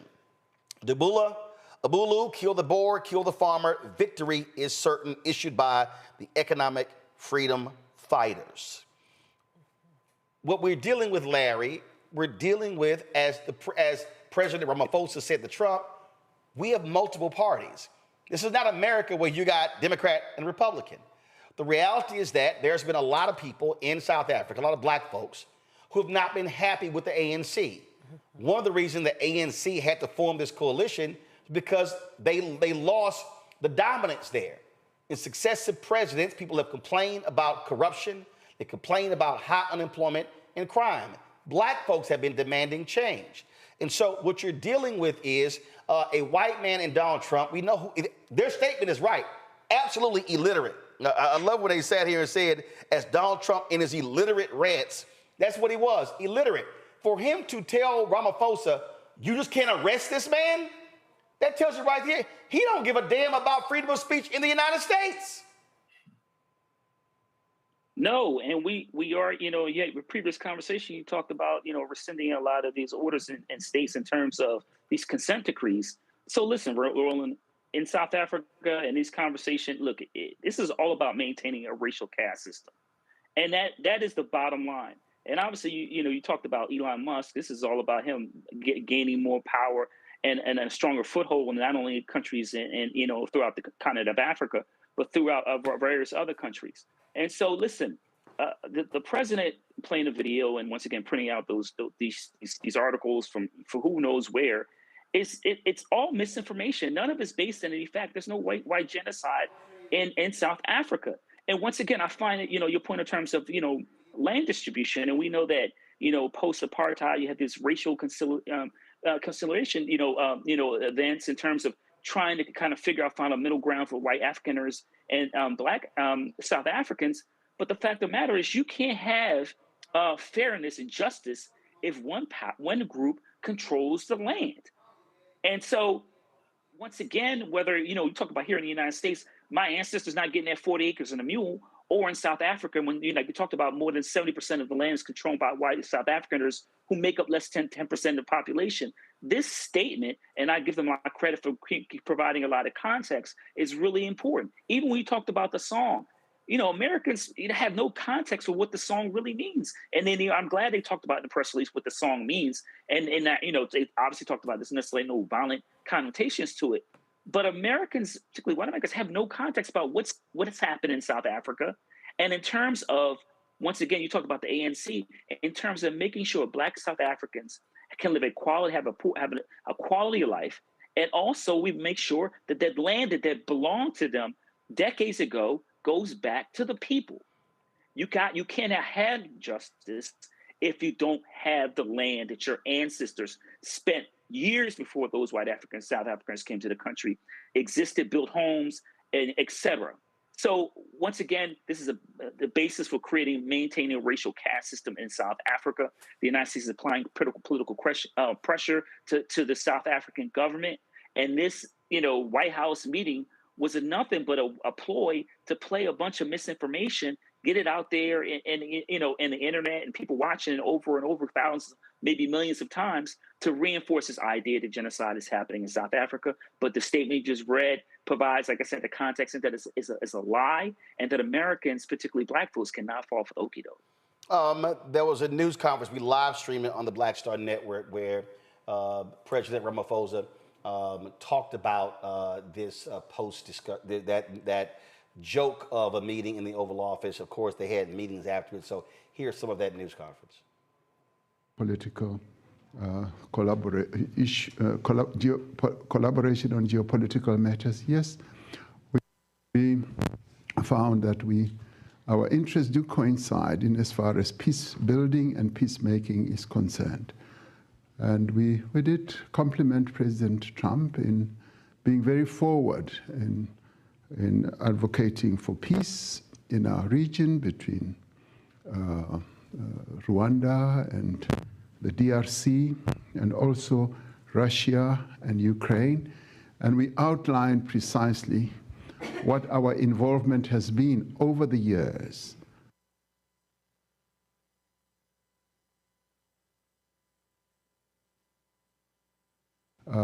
Speaks to both. We were condemned at an early stage, but I think much later people realize that the role that we play is a constructive role, because we have been able to deal with intricate issues that involve the two countries, about the children and prisoners of war, and he appreciated that, and he recognized the role that we play. And even as President Zelensky came to South Africa, he says he wanted to know where Zelensky was, and he heard that, oh, he's in South Africa. And before then, I had called,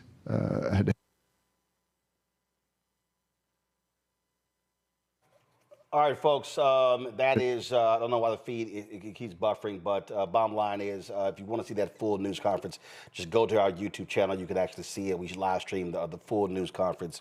What we're dealing with here, Derek, is simple. There are white folks who don't want black people to be economically free. The reality is, and there are a lot of people who, even now, they still criticize Nelson Mandela because when he became president, obviously his job is to keep this country together, but he did not move forward with an aggressive plan to confront the economic calamity or the distance between black folks and white folks there. And many people have talked about that, looking back, saying that was one of his biggest mistakes, that the radical freedom fighter became so moderate that at the end of the day, sure, it's great that you had a black president. It's great that the ANC then controlled the government. But as anybody knows, if you don't control the money, you actually do not have power. Yeah, you're exactly right, Roland. And what we're watching, actually, to your point, we're seeing the restructuring of a new world order. I think, you know, we're on a path to see a different kind of world. Our NATO allies are restructuring how they deal with the United States, Canada, France, UK. I mean, all these world leaders are watching this individual, how he deals with certain heads of state. And so they're having their private conversation and saying, we're going to circumnavigate the United States because we're not going to be part of the United States agenda. The second point is this, and you stated in the opening, this was all expected. Project 2025 was very clear. He said that they're going to deport, detain 20 million citizens. They did not use the word migrants, immigrants. They said citizens. That includes all of us. They want to take 20 million of us, send them to El Salvador, Zimbabwe, Venezuela, wherever, and then import who they want to bring in. And so we're watching this new world order. The third part is this, Roland, what are we going to do? We're going to keep coming back to that, because if we don't do something, life as we know it 5 to 10 years ago is going to be very different, because our NATO allies and heads of state are not going to tolerate this kind of foolishness when somebody is going to berate them publicly, lie on their country, and expect that for them not to do anything. Rebecca, I go back to, you got to deal with the money. I remember when I interviewed Winnie Mandela, and we talked about what was happening in the country. And one of the things that she said in that interview, and the only reason people could see the interview because there were white execs at CNN that refused to run the interview because I did not ask her about the trial that she had went on. I said, well, I wanted to ask her what the hell I wanted to ask her. And they never ran the interview. And I went to the president of CNN US joke with him and said, hey, give me the interview. I run on my TV One show. That's the only reason people could see that interview, because that happened. So when I interviewed her, what she said was, she said, you have to understand, a high illiteracy rate in South Africa was the result of young boys and girls who were literally in the streets fighting. So from the time they came of age, 4 and 5 and 6 and 7, until they became adults, they were fighting racist apartheid. So that's one of the reasons why. So when you look at this nation for African Americans, and high unemployment rate, lack of economic opportunities, massive lack of housing, it literally is a grand contradiction when you look at the housing in black South Africa compared to white South Africa. It's no different. Hell, if you go to St. Thomas, and if you go look at St. Thomas, St. Croix, but then you go look at, I think it's St. John or St. James, that's where the white folks are. You can tell how the money changes based upon the roads, the houses, the lawns, all those things. And so South Africa is dealing with, that's what they're still dealing with. That is decades upon decades of black folks fighting for their freedom, not going to school, not building businesses. And here we are almost 3 decades after electing a black president, and they still are trying to gain economic footing, and land is a part of this. And a lot of these white folks, they do not want to give that land up because that is family riches.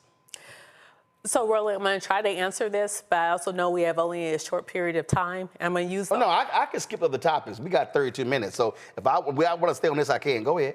Okay, so this ain't them other shows where no. Go ahead, make your point. Don't worry about it. So we can get to the historical context and how the United States, as big brother, is responsible for what's happening in present-day South Africa. So I know last week Westmore didn't want to use the R word, reparations, but we're going to have to talk about this in this situation.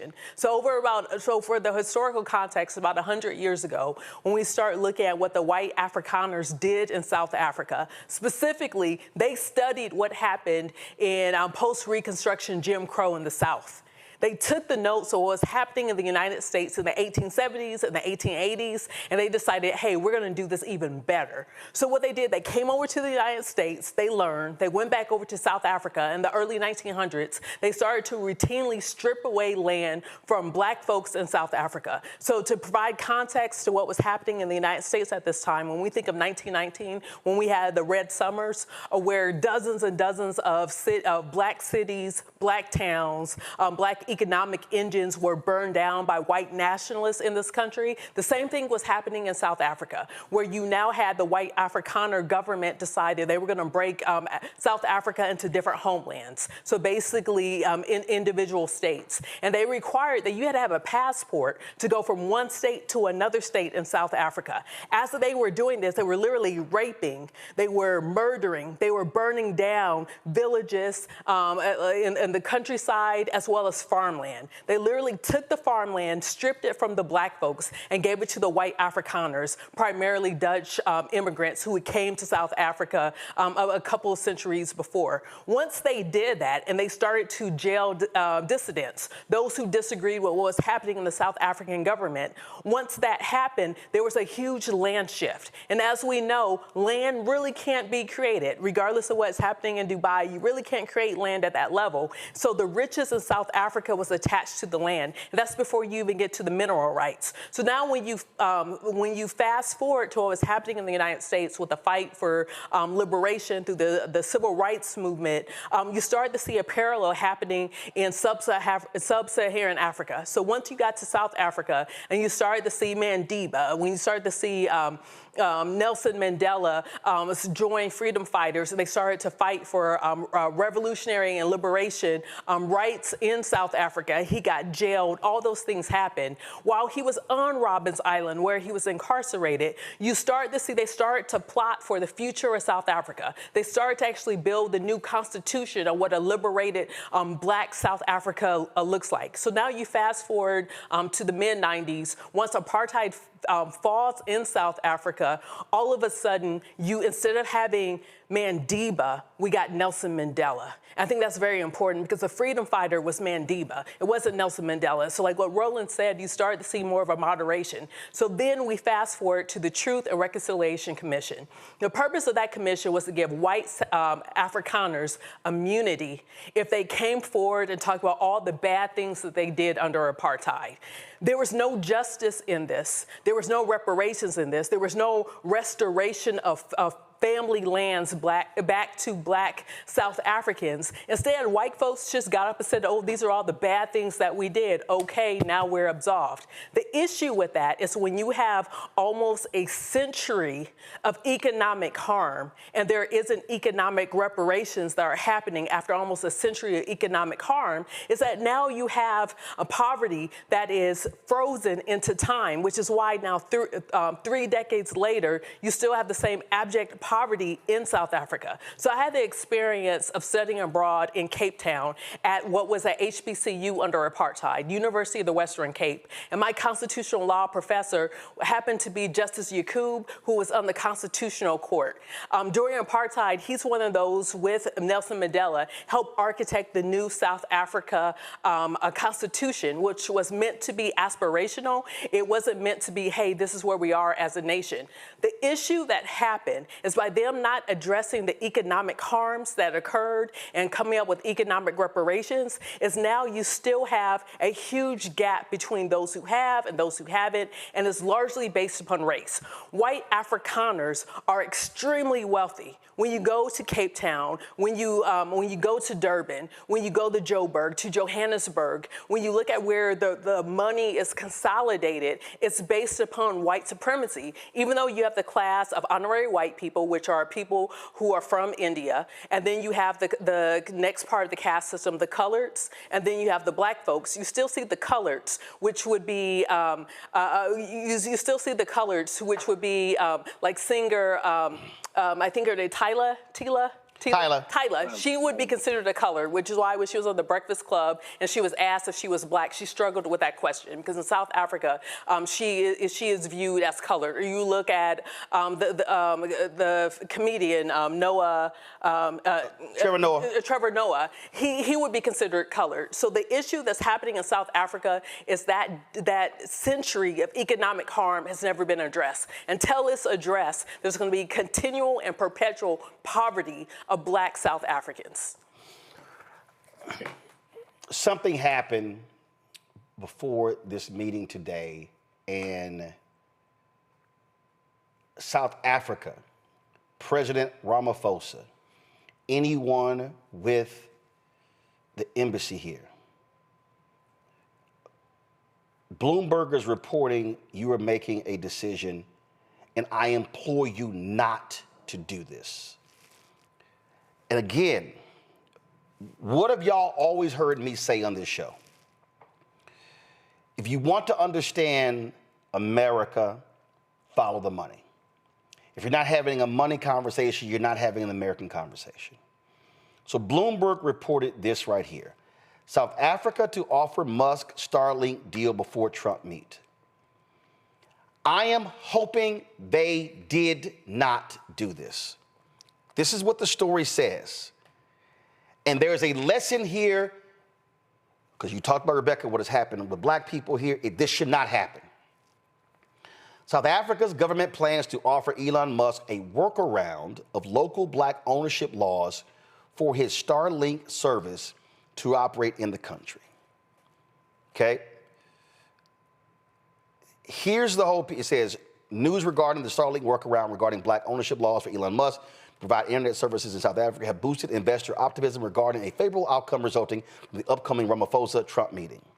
The alternative to so-called black economic empowerment laws that in some cases require 30% black ownership is not specific to Starlink and Musk. It will be applied to all information and communication technology companies, including those from China and the Middle East. A so-called equity equivalent option would instead involve investments in infrastructure or training, or providing Starlink kits to rural areas in order to improve internet access.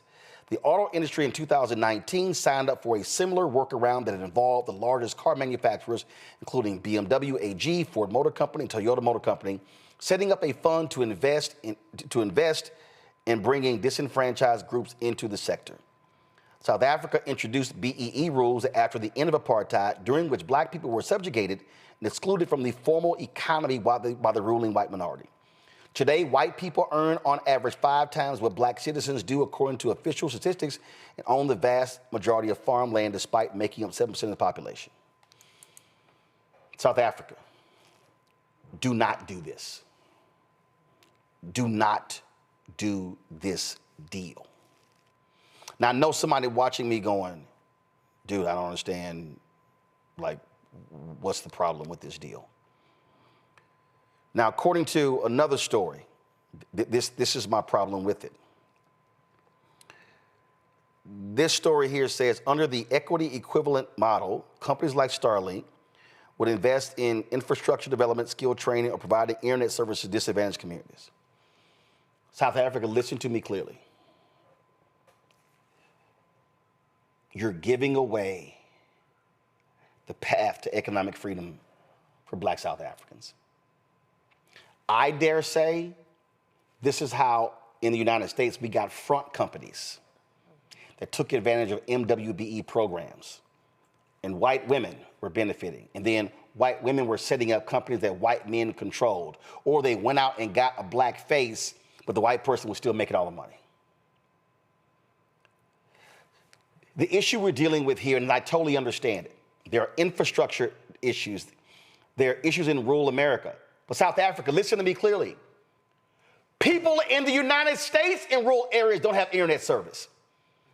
Donald Trump is trying to pull back and peel back the billions that President Joe Biden, Vice President Kamala Harris signed into law, giving internet service to rural America. Why? Because Elon Musk wants to get the contract. This deal is a ruse. There are other examples of, oh, we're going to give you free internet or give you free equipment, then they start charging. South Africa cannot ease the 30% because black people, this will become a majority black nation, demographic-wise, that will never, ever get out of the hole of poverty. Derek, you're there in Georgia. I need South Africans, please, please, President Ramaphosa, please, ANC leaders, I need y'all to not do this. Go and sit and talk to people in Atlanta. Read Robert Jackson's book on Maynard Jackson.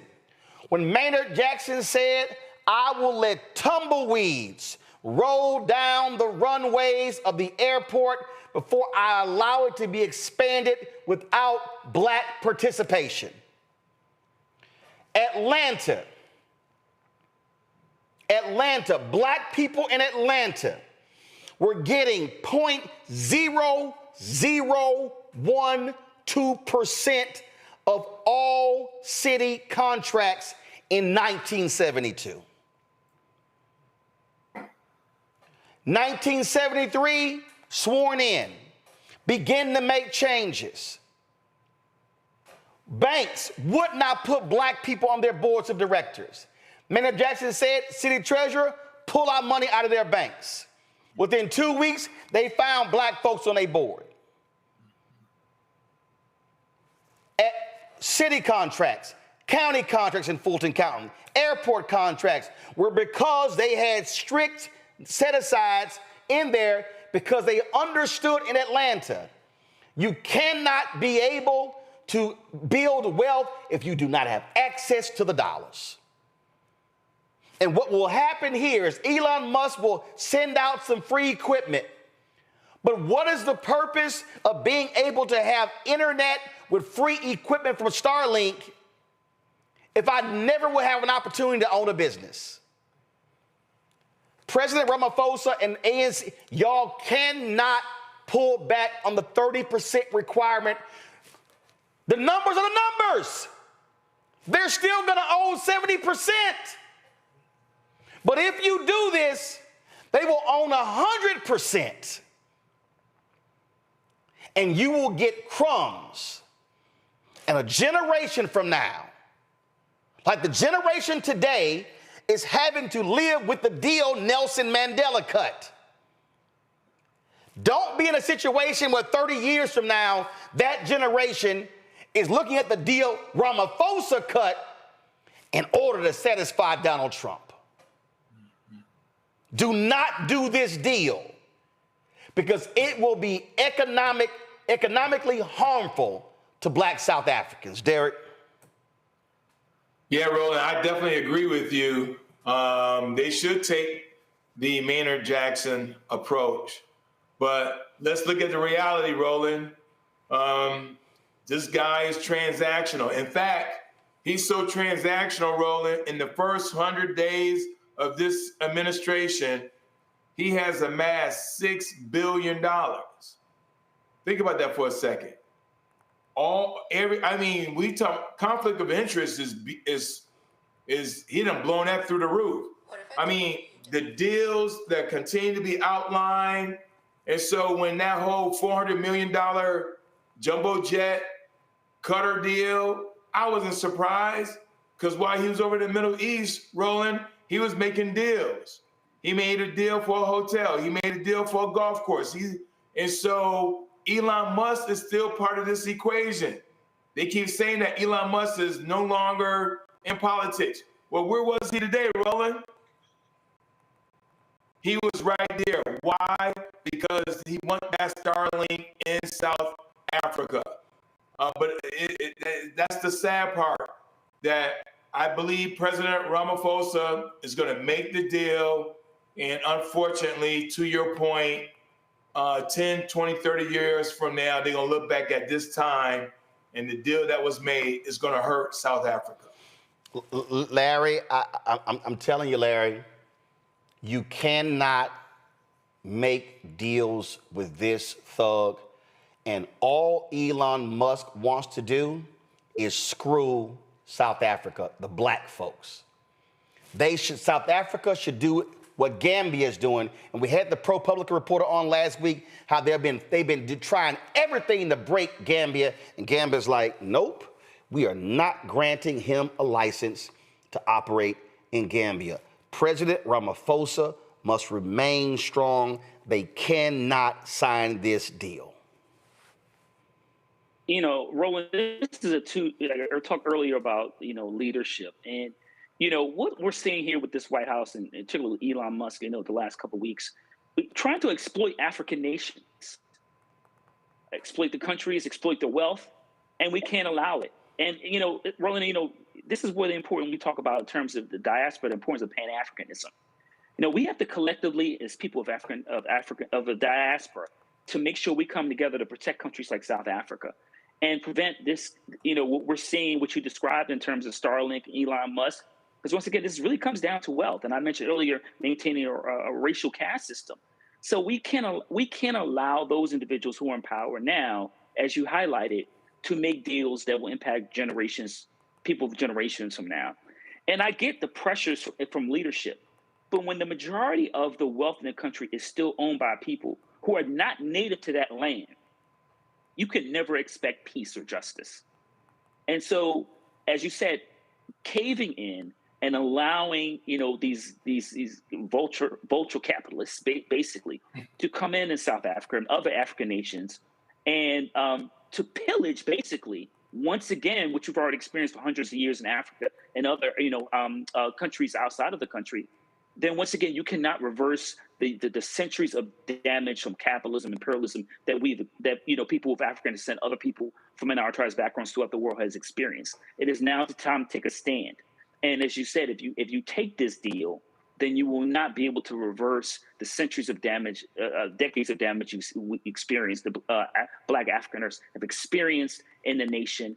And once again, you continue to the cycle of poverty in a country in which Black folks deserve to live a peaceful life where they have access to resources. But right now, we're not there yet. Rebecca, final point on this. I get it. I get the desire for investment. I get the need for investment in your country. Africa is 7 of the top 10 economies, fastest growing economies, 7 of those in African nations. The continent of Africa is the youngest population. It needs resources, not philanthropy. But what they cannot do is allow colonialism 2.0. Colonialism 2.0 to me is you're free, meaning you could elect possibly who you want, but then who controls them? And if you control the money, if you control the banks, the ports, the land, the investment, you control all of that, you control the country. You remain poor. And so that 30%, it's 30%. It's not 70% local ownership, 30% foreign, which what it should be. It's, you still gonna own 70. We're requiring 30% of South African investment. That needs to remain. Otherwise, Black folks in South Africa will never, ever achieve any economic success.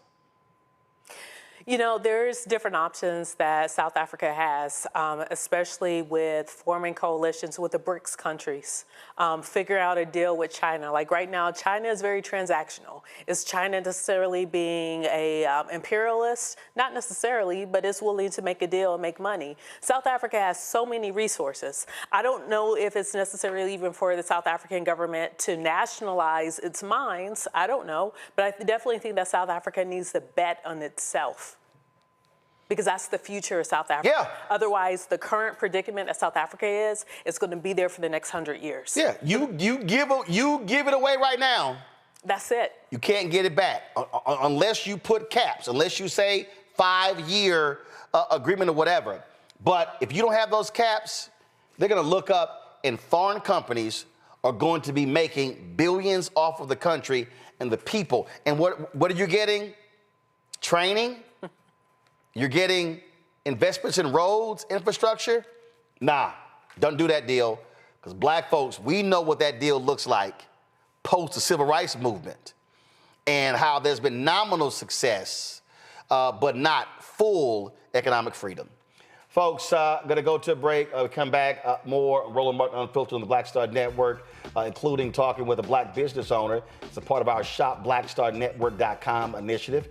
Boy, it's a whole lot been going on. Be sure to do this, though. Support us. Listen, the conversation we just had here, whether we're talking about at the outset of the show about Trump pulling back these consent decrees and getting rid of all these police department civil rights investigations. Listen, this South Africa discussion, that's not happening. CNN is spending all of its time talking about that bullshit-ass book on Joe Biden and cognitive, all that. I don't give a damn. I don't. Because that ain't got nothing to do with today. There's an effort right now to defund Black America, to tear down the economic and the civil rights infrastructure, and they don't give a damn. That's what we focus on.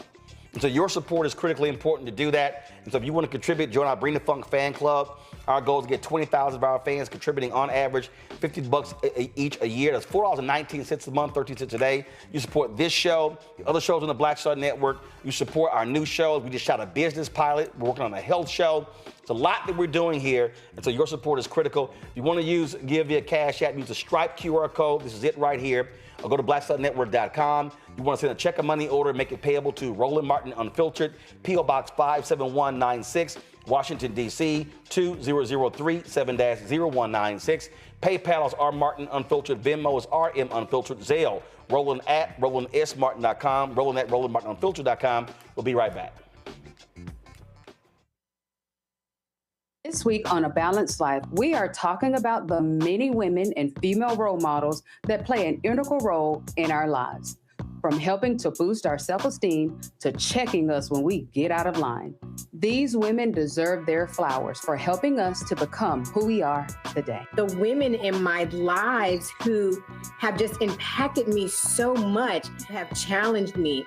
They're women who made me want to live right and love right. That's all next on A Balanced Life here on Black Star Network.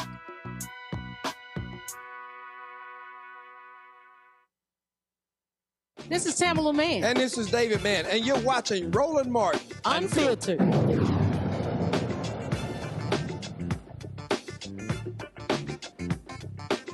Let's go. Folks, how pathetic and trifling our Republicans are on Capitol Hill. So they have this big, beautiful bill that Donald Trump has been going hard for. So what do? They schedule discussions on it at 1 o'clock in the morning. Literally, at 3 and 4 and 5 and 6 a.m., they were on Capitol Hill. You had some Republicans falling asleep in committee hearings discussing this bill. It was a joke. It's an absolute joke. And I'm going to explain to you. The only reason somebody would hold a hearing at between 1 and 7 a.m. in the morning is so you would never know what happened. Look at this exchange with Congressman Joe Nagase and these fools. Obviously, this isn't reasonable. It does not make sense. This isn't transparent to hold hearings at 3 a.m. on a bill of this size and this scope and this scale. That's not in the best interest of the country. You could just as easily delay it 5 hours, Let the American public have an opportunity to listen to this debate and then vote on the bill on Thursday. And all of you could go home for the district work period. So I don't, this false sense of urgency for 5 or 6 hours makes no sense. It's and again, I understand that's your rationale. I think the American people are smarter than the House Republican caucus are giving them credit for. They know what this is about. And when they wake up, invariably, later this morning, and they find that this bill was reported out of this committee in the dead of night, I think they'll reach their own conclusions about House Republicans' commitment or lack thereof to transparency. Now, if you want to see one exchange, boy, this was amazing. Republicans are so arrogant that they know what's in their bill and how it screws regular, ordinary people. They were like, I'm not even going to read it. Watch this exchange. Are you asking? Would you please, so that the American public knows what this bill does, one of the little things that it does, would you please read page 901, line 20? I think it'd be better if you read it. Oh, he doesn't want to read it.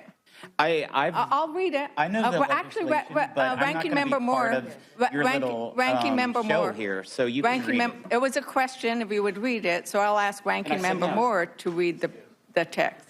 This is in their bill. They don't want to read a line from their own bill. Ranking Member. I don't want to read the bill for you.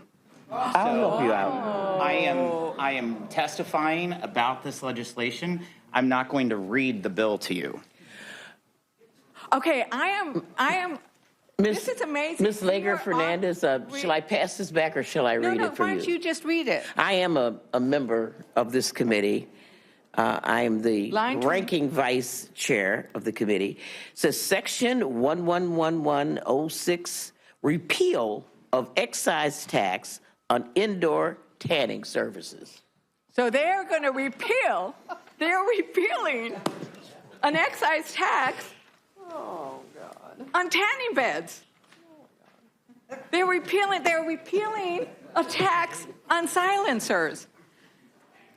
At the same, so they're going to, okay, so if you have a tanning bed, you get a little bit of a tax break. And if you need a hospital bed in rural America, I'm sorry, you're out of luck. Sounds about right. Just so you know, because it's always important to know who you're dealing with, that asshole there, who I'm not going to read it for you, is Jason Smith of Missouri. Look at this here. Farm kid from Salem, Christian, bullshit, rancher, small business owner, proud American, champions of the working class, the unborn, veterans, families, and gun owners. Yeah. But he's such an asshole. Now, I'm not going to read it for you. Now, the Medicaid cuts they're pushing could leave millions of low-income Americans without hospital care. Watch this. Congresswoman,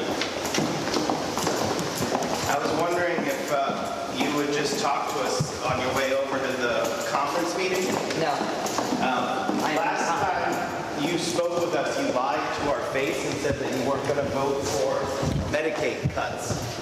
But then you've actually voted for the largest cuts to Medicaid in the history of the country. Do you have any comment on that? Do you have any comment on the 4 hospitals in your district that are going to close because of your vote? Representative Miller-Meeks, I'm wondering if you have any comment on the health care that 67,000 people in your district are going to lose? Does it concern you that you only won by 800 votes? Now, the Congressional Budget Office, nonpartisan, they actually released their analysis of this bill. And they confirm Medicaid cuts. They confirm the folks who will benefit the most are the richest 1% of the country. Here is Congressman Jim Boyle laying out this whole issue. Go to my iPad. As you know, statutory pay-go, which stands for pay-as-you-go, is a law that requires tax cuts and spending increases to be offset, meaning that they do not add to the deficit. If at the end of the year congressional legislation collectively violates pay-go, those deficit effects trigger across-the-board cuts to programs like Medicare. Does this bill trigger statutory pay-go? Yes, and it's not me saying it. It is the Congressional Budget Office confirming it as of a couple hours ago. And look, this is really the breaking news, because when the Budget Committee kicked off this process approximately 3 months ago, there was a commitment by President Trump that there would be no Medicare cuts in this piece of legislation. And indeed, over the last several months, there's been no discussion of Medicare at all. There has been of Medicaid, but not of Medicare. Well, here we are tonight because, as you explained, because of the size of the deficits, because of the pay-go or pay-as-you-go act, that would trigger sequestration of Medicare, and it would total over $500 billion. The official figure that CBO confirms is $535 billion in cuts to Medicare. And this bill doesn't waive statutory pay-go? No, it does not. So this will have a direct impact on Medicare and the federal budget, which is, again, I think a lot of people who are not following this as closely as you are probably are not aware of and will be surprised to learn about tomorrow. There was Representative McGovern talking to Representative Boyle. Now, again, here's another Joe Nagay's clip where he was just going at Jim Jordan, and to show you how stupid they are, Jordan couldn't even answer the questions. Roll it. We'll walk through it together here. A constituent in Ohio who believes that their information was improperly released by the IRS. I remember you've served on the Judiciary Committee for many years. Hold on. We're talking about in the context of immigration cases. This is all cases. This is not immigration cases. The plain language of this statute that you have written applies to every conceivable case brought in a federal court, period. IRS cases, patent cases, immigration cases. If you have a constituent that sues the ATF, this provision applies to them. This is the point. And you can visit with your lawyers and maybe they can provide you with the clarity, but it is unquestionably the case that this provision applies to every plaintiff. Oh, okay. Yeah, that's correct. I think we're on the same page now. The judge can set the security at whatever level he wants. What's typically happened in these cases is he just waived it. No one's putting it up, and they're getting this injunction that applies nationwide, correct. Which is the concern. I hear you. Are you okay with the nationwide injunction issued by one single federal judge? We'll get to that part, Mr. Jordan. Let's complete the analysis on this piece, because to your point, as you said, this particular provision doesn't require a specific amount of security. It's essentially saying to the federal court it has to require some security. And my point is that this is a deep deviation from existing federal law. This has never been the case. We've never said to constituents, hold on, Mr. Jordan, I'll give you the chance to respond. We've never said to American citizens and constituents that in order to vindicate their rights in federal court, they're going to be required to provide a security when their constitutional rights have been violated by their government. And I find it astounding. I'm not sure that many of your colleagues understand the full import of this. They will by the time this gets to the floor. I imagine there will be a lot of limited government advocates who will find deep reasons to be concerned about this type of provision, because as you could imagine, it will preclude folks from being able to vindicate their constitutional rights. Now, I would also say the way that you have written it, as you've noted, it's retroactive, right? So this applies to any...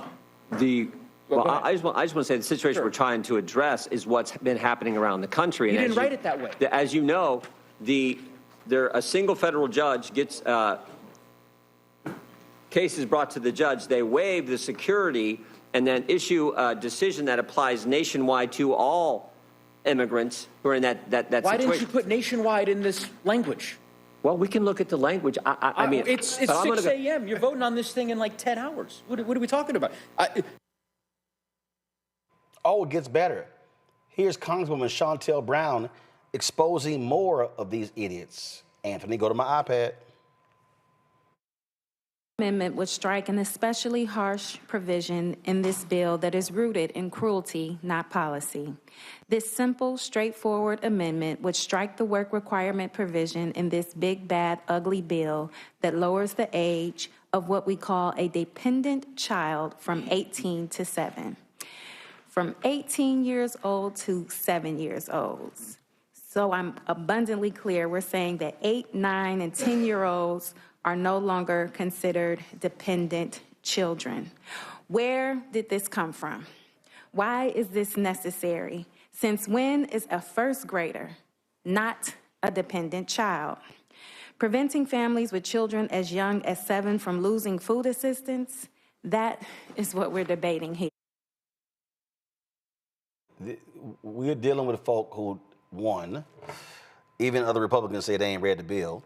They are trying to shove all of this into a bill passed by reconciliation so no one can know what they're doing. This is all about how to hook up rich folk. Absolutely. Like I'm old enough to remember when the Congressional Budget Office were Republicans' favorite friend, and now they're trying to run away from it. Like what we do know from the CBO is that this is going to cost Americans at least $5 trillion. At least $5 trillion. And the bottom line, just like some of the clips we saw earlier, it's going to cut rural hospitals. So for all of those Republicans out there, even some of those Democrats who live in rural areas, it's going to be thousands upon thousands upon thousands of folks in your district who will no longer have access to readily accessible medical care. So as we go into the midterms next year in 2026, it's going to be really interesting if we're going to see messaging around this bill. Because the bottom line is it will be devastating if this bill actually becomes law. But when we look at what President Trump said today, he said, you know what, you all are basically going to have hell to pay if you don't pass my bill. Don't completely touch and cut Medicaid, but even if you did, I'm going to take it personal if you don't pass this bill. And you know, I want to see whether or not the Republicans are strong enough to deal with a very feckless president, because the president can't take all of you all out. He can't primary you all. He doesn't have that reach. He doesn't have that power. And at the end of the day, no matter what that orange person says, he will not be on the ballot in 2028. But you're going to be on the ballot in 2028. You're going to be on the ballot in 2026. At some point, you have to serve your constituents. This is where, Derek, where you are CBC members and you're Democrats, you are pounding their asses. You know what? If I'm Democrat leader Jeffries, I'm coming up with a David Letterman-esque top 10 bullshit in the GOP bill. That's what has to be. To me, this is where you hammer them every single day, every single hour, every single minute, every single second. And that is the message, Roland. That should be the message. In fact, that's the message yours truly is using. I mean, when you deconstruct this bill, this omnibus bill, Rebecca's right. It's $5 trillion. So those are Republicans who typically say they're concerned about the debts and deficit. They're fiscal hawks. The DOJ is all about savings. You don't see it in this bill, Roland.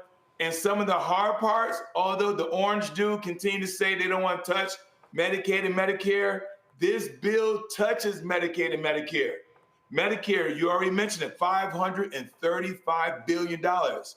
Medicaid, affordable care, $880 billion. Then there is the SALT, the state and local tax, which is currently at $10,000. They want to raise it to $50,000. If they do that, Roland, that's $1.4 trillion. And so they cannot pay for a lot of the elements, and we're just talking about the macro. We're not even talking about sunbed, tanning beds, and other things that's going to negatively impact. You won't be able to get for energy conservation, refrigerators, washing and dryers. Things that are in the middle class that they typically leverage these tax credits for. All that will be devastated.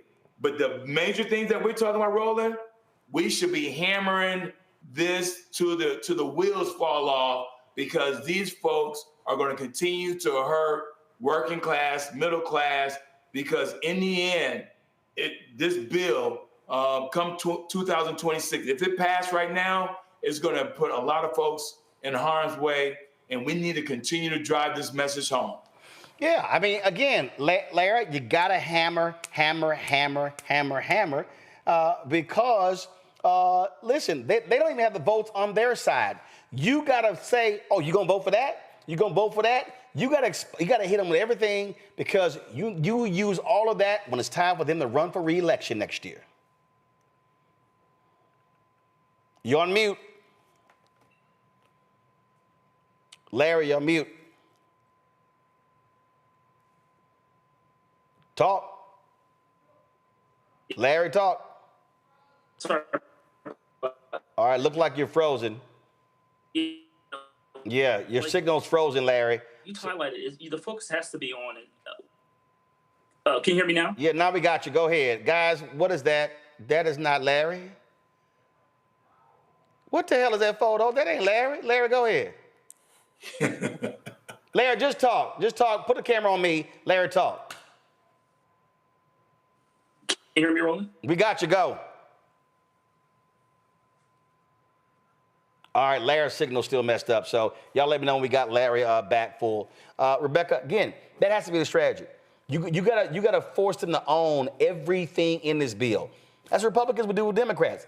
I would pick out the most absurd stuff, crazy, absurd, and boom, top 10. Oh, did y'all see this one here? This one here? That's what you do to them.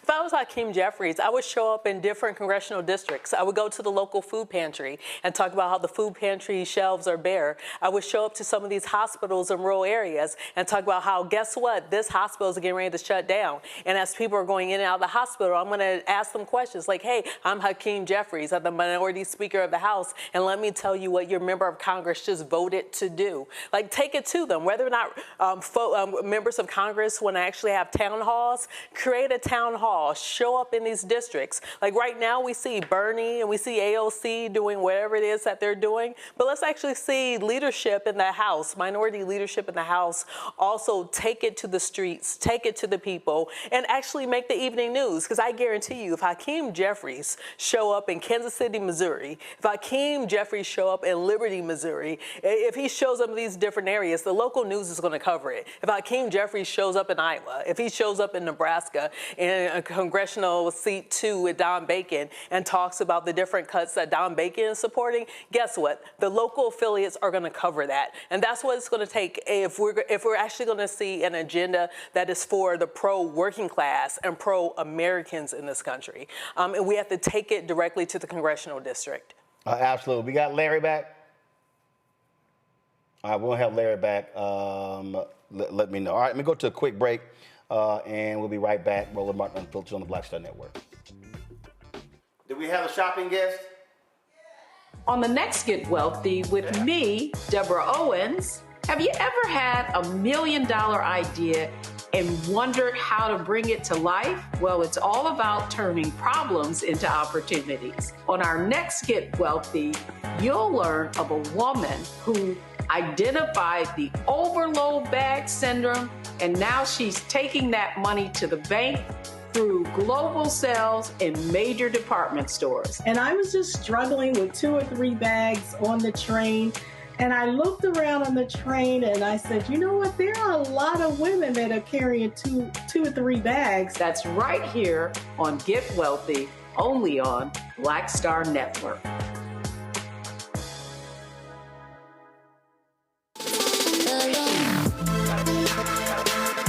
Hey y'all, welcome to The Other Side of Change, only on the Black Star Network and hosted by myself, Rhea Baker, and my good sis, Jamira Burley. We are just 2 millennial women tackling everything at the intersection of politics, gender, and pop culture. And we don't just settle for commentary. This is about solution-driven dialogue to get us to the world as it could be and not just as it is. Watch us on the Black Star Network, so tune in to The Other Side of Change.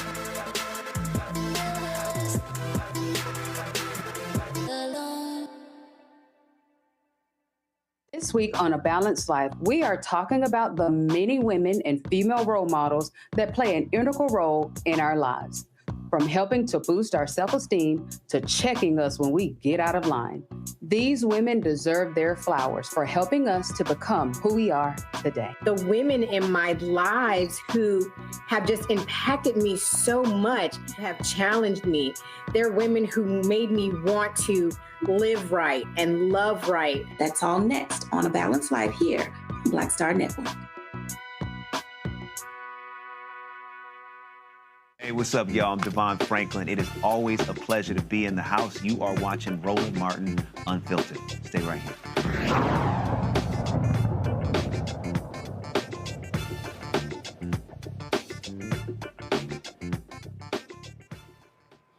Folks, welcome back to Roland Martin Unfiltered. Hey, we debuted yesterday our new site called shopblackstarnetwork.com. On that marketplace, we have our segment called Marketplace. First of all, y'all supposed to play Marketplace, the stinger. Y'all missed that, huh?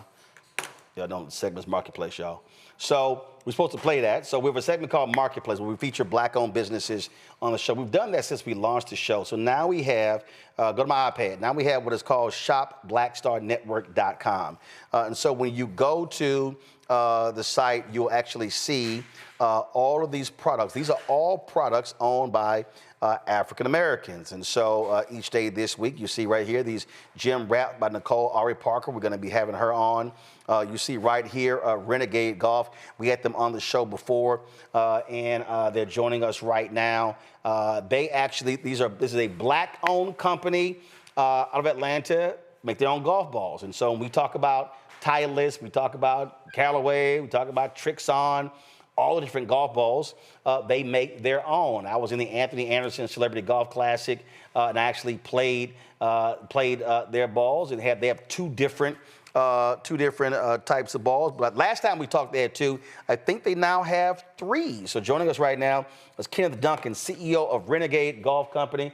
Kenneth, glad to have you here. So again, last time y'all were on, you had a couple of balls. So where are you now? Because you see right here, we got Renegade Blueprint. Y'all are featuring the long drive, three-time long drive champion, Maurice Allen, on here. Then it says Renegade MBU TR3. So what the heck is that? Talk to me about these golf balls. Well, first of all, you see the black and gold. You know, I had to represent there. But come on now. Yeah, but the Embu tray was an exciting development for us because that became our flagship premium golf ball. So you talked about Titleist, talked about TaylorMade, talked about Callaway. You know, we wanted a ball that could compete on tour and for all the best players. So for anybody looking for, you know, a high performance, high spin, great performing golf ball, this one is it right here, the Renegade Embu tray. Embu is actually a Nigerian word from the Igbo tribe. It means first of its kind, first of a line. So the Embu line of golf balls, we came out with three different in that line, the Embu Black, and the Embu Tray. The tray is, you know, in Greek life, the number 3, and now we have our 4th SKU, the Blueprint you referenced before. Now, we know how things work in golf. You know, Golf Digest has their, you know, always their hot list. Have you guys been a part of that testing, any kind of ranking, anything like that? Yeah, actually, so last year after we run the show, our flagship golf ball, the Renegade Embu, was on the Golf Digest hot list, top golf balls in the world. You know, they haven't released the list yet for this year, but we expect Renegade to again be on the list. So Golf Digest has recognized us now as one of the top golf balls in the world for both performance and innovation. You know, we've been in Golf Channel, we've been in Sports Illustrated. So, no, it's definitely becoming something that people are seeing and recognizing. Yeah, well, I'm looking here. It says 2025 hot list, but they've got drivers, fairway woods, hybrids, irons, wedges, and putters. I'm looking for the balls. Let's see here. Oh, let's see. Well, that's best new golf balls of 2025. That's their list. And to tell folks again, look, I've been playing golf since 1987. So tell people, I mean, how huge of an industry this is. Yeah, it's a multi-billion-dollar industry, and for a long time, it's been dominated really for two large players. You know, Titleist and Callaway own about 70% of the golf ball market in the world. So when we started this company as a black-owned brand, the first ever black-owned golf ball company, we went directly head-to-head against those two behemoths. Now, there's a lot of smaller companies that are starting now, your Vices, your Cuts, your Snells, Kirkland, that are producing golf balls at a high level. But it really is an industry that's been dominated by 2 or 3 players for a long number of years. Again, so look, golfers are very particular about golf balls, and so explain. So, are the difference between, are these two different type of balls, or is this a different branding of the same ball? Yeah, so the Blueprint golf ball, so we did something unique. We really target, 3 different types of golfers as our core base: millennials, moms, and minorities. And we found a lot of those emerging groups in the game of golf weren't looking for the premium golf ball. So our Renegade Blueprint golf ball is an entry-level ball. Think like, your Titleist Tour Soft. That's meant to be an entry-level ball, cheaper price point. It's still urethane, but it's a $25 price point. So it's kind of designed for people to... Yeah, so let's say, the Blueprint, you did it with beginners. Yep, beginners, slower swing speeds, juniors. Parents are buying a ball for their kids. Whereas the Imbu line is really designed for high-performing players, collegiate players, professionals, looking for more performance to compare against your Pro V1, Pro V1X. So I'm looking on the back here, and I see Imbu Black, Imbu TR3. So I'm a 4.5 handicap.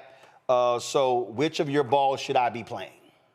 I think really the Imbu series, all of them offer something unique depending on your swing speed. But handicap-wise, I think the Imbu tray would be a good fit for you. It's 90 core compression. So we kind of compare that to the Pro V1 and Pro V1X, a little bit higher. See, there you go. So, and Pro V1, Pro V1X is considered that's the ball everybody competes against. That's the one.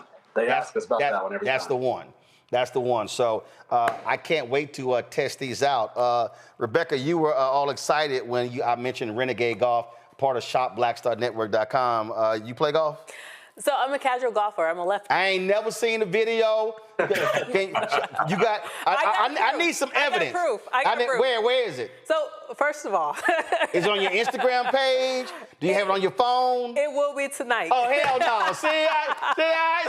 That's how I test folk right there, Pratt.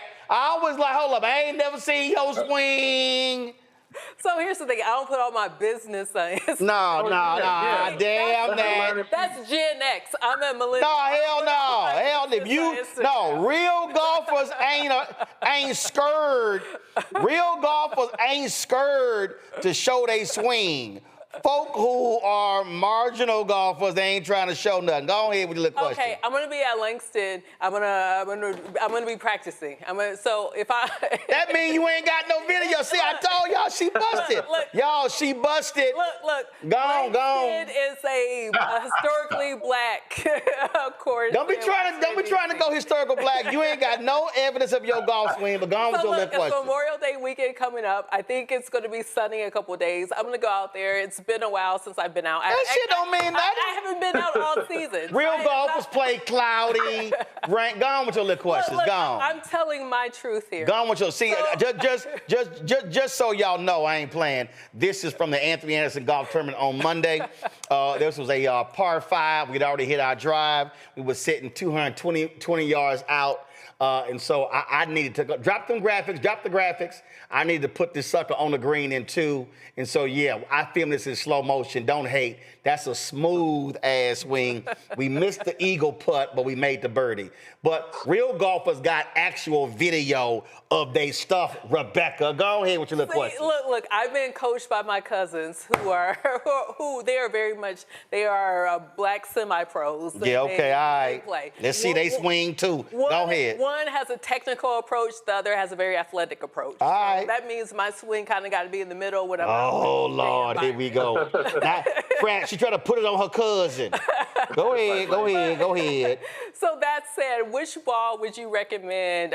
Because I haven't been out in a while. I'm guessing I probably should stick with some of the beginner swings. But can you talk about the fabrication of your balls and how the construction of it makes it competitive? Well, all of our golf balls are urethane, and that's unique. Most brands offer 2 different types of really hard-feeling balls. They're called Cyril. We offer all urethane balls, so all of them have a really premium feel to them. We didn't want to sacrifice quality by going ahead and giving you our cheaper ball with a hard cover. So all of them have soft covers. I think if you try the Blueprint as a beginning player and somebody who hasn't played a lot, you'll still be very satisfied by A, the performance, and B, the quality for the price. So I'd say look at that, explore there. We had 2 other SKUs, the Imbu Black and Imbu, that actually sold out. We had them for a long time, and we sold dozens and dozens of them actually at Langston's. We actually sell our golf balls, and Langston was actually the first golf course in the country to bring Renegade Golf into their clubhouse. So that's kind of a fun fact there in DC. But I'd say the Blueprint would be a great fit because it doesn't sacrifice anything from a ball construction standpoint. it's still urethane. It still has multiple pieces to it, and it's still designed for, up to a high level swing speed. All right, so Rebecca, this is a little drone shot from when we played. So just want to let you know. Yeah, that's right. Oh no, I had the DJI Neo drone out there, just let them know how that's done. So stuck that till about 12 feet from the pin. But go right ahead. Go right ahead with your question, Larry. Yeah, so I'm really curious in terms of production. I know that you talked about some of the larger companies that have been around for years, and I'm curious in terms of the overall cost of your production and how you make sure that what you sell obviously exceeds in terms of what you're producing. Yeah, so that's a great question. The question a lot of people ask, to be honest with you, and actually how we started with golf bags years ago. An individual who actually worked for Titleist and Callaway previously in both supply chain and R&D, approached us and said, hey, I see what your mission and vision is as a company, and we can help you with the design and the supply chain resources necessary to build a premium golf ball company. So since then, we've only manufactured the highest quality golf ball companies in the world. We manufacture right alongside Callaway Golf. We manufacture right like some Mizuno Golf and Srixon. So we really are in the highest performing manufacturing plants, and we have a very strict quality standard that we hold ourselves to, which I think the Golf Digest feature and whatnot kind of alludes to that in our performance. But no, it was a really good, good thing for us that he ran into us and wanted us to be a part of his team. Derek, first of all, Larry, do you play golf? You know what, Roland? I'm just go ahead and say no. When y'all start with that, you know what, Roland? Just say no. Go ahead. Listen, Fred, I'm getting there. I'm working on it. Oh, that's Fred too? Okay. Well, 6 for the good bros. All right, well, again, when they start with that, you know what, Roland? Just go ahead and just say no. Right, just say no. Yeah, Derek also frat too. Go ahead, Derek. Derek, you right there in Atlanta. I'm in Atlanta, but Roland, I don't golf, Roland. The hell is wrong with you?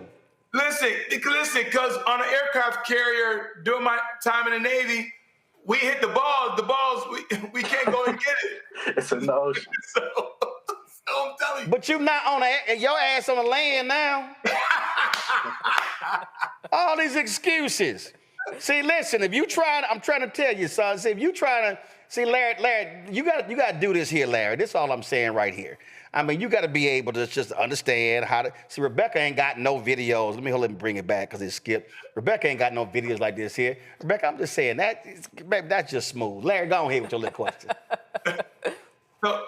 So my question, first of all, congratulations, good brother, on your success, because this is not a industry that you find us manufacturing golf balls, and so congratulations.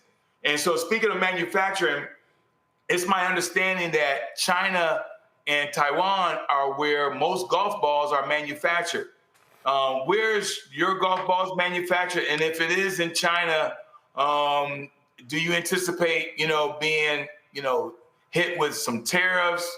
How are you going to mitigate this whole thing around tariffs and import? Because there are certain thresholds as it relates to certain products coming in and out of the United States right now. Yes, brother, that's a great call, and it's something I dance with every day. So you caught it right on. We do manufacture in both China and Taiwan. Our more premium balls are coming from Taiwan, and the lower cost balls from China. Tariffs have a tremendous impact. The Blueprint golf ball has been our highest selling golf ball to date. But, the cost of tariffs, when we reached to our freight forwarder, and he said in a span of a week, your cost for taxes and tariffs have gone up 6x. That's hard for a smaller minority-owned company to absorb. Yeah. And what it causes you to do is to wait. You have to go ahead and wait out those tariffs and hope that our president decides to, change his tune.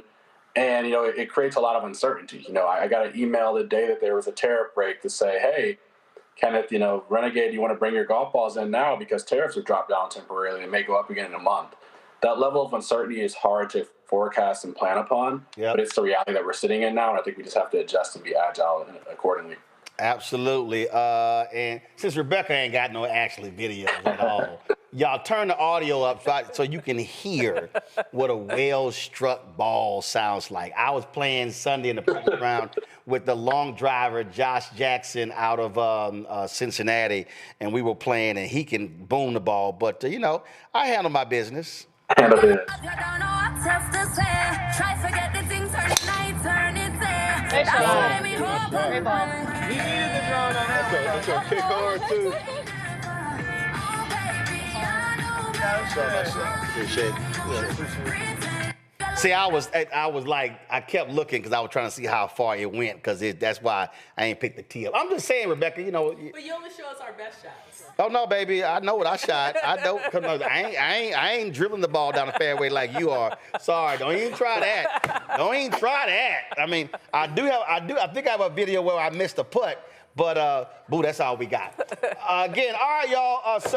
So, Fred, you're saying I should be playing the MBU TR3s. Yes, sir. You got no excuse now. I saw you at Steve Harvey's last year. So this year I'm hoping that you got the Embu tray in tow with you, the black and gold box. You can't turn it down. All right, I'm going to do that. Now, do y'all got, y'all have any hats or shirts or anything, or just balls? Yeah, we make hats. We make hats as well. We have a red and black, blue and white hat. And we do some different stuff. We have some different black brands we're trying to partner with as we come out with more apparel throughout the summer. All right, so now y'all had a fitted hats or them damn snapbacks? Got the snapback. Oh, hell no, I hate this. Let me know when y'all got the fitted one. I can't stand the snapback hats. Matter of fact, I was wearing one in this video here. I was wearing snapback, and I literally was playing. I said, let me send my assistant to order some new damn hats. I can't stand them snapback hats. That's just me. I can't stand them. Hey. So anyway, all right, folks, if you play golf, if you know a golfer, listen, everybody who's watching and listening, let me help y'all out, okay? A golfer is the easiest person to buy birthday, anniversary, Christmas gifts for. I need everybody listening to me, okay? There's not a golfer I know that will ever turn down some new free golf balls. If y'all are confused about you got a man, you got a woman, you got a grandfather, daddy, you're like, man, I don't know what to buy. Trust me, I'm telling y'all as a golfer, you cannot go wrong buying some golf balls. They might have 400 balls in the garage. They ain't got no problem with a new new pack of golf balls. I'm just trying to tell y'all. So go to shop. I'm gonna start on Father's Day. Father's Day is coming up soon. It's a great Father's Day gift. Shop Black Star Network during Father's Day. We got a couple weeks to find that right gift for that new golfer. So there it is right there. Yeah, I'm telling y'all, all y'all watching, I'm telling y'all, so I want y'all to do this here. I want y'all to go to my iPad. I want y'all to go to shopblackstarnetwork.com.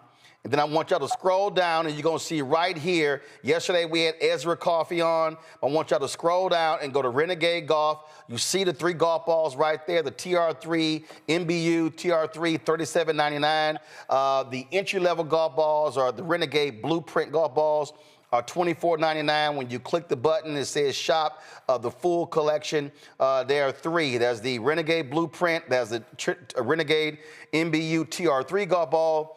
And that's yellow, and then the other one is white. Is that what this other one is? Yep, we got a yellow option, a high visibility option, and a white option.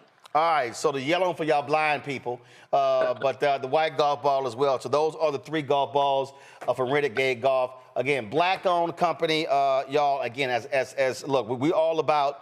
We're just talking about with South African Americans and businesses. It's about building wealth. We buy golf balls anyway. We buy product. So let's support black-owned companies. Kenneth Duncan, I appreciate you being back on the show. And yes, I will be testing these out. It was raining today. It was cloudy. You see, I'm wearing this thick-ass damn pullover because temperature was 53 degrees. I'm like, what happened to the sun? I was just in Palm Desert yesterday. But I'm going to take the weather report. I may go out and play at least 9 tomorrow. So I will give my report on these golf balls here, the Embu TR3s. We appreciate it. Thanks a lot.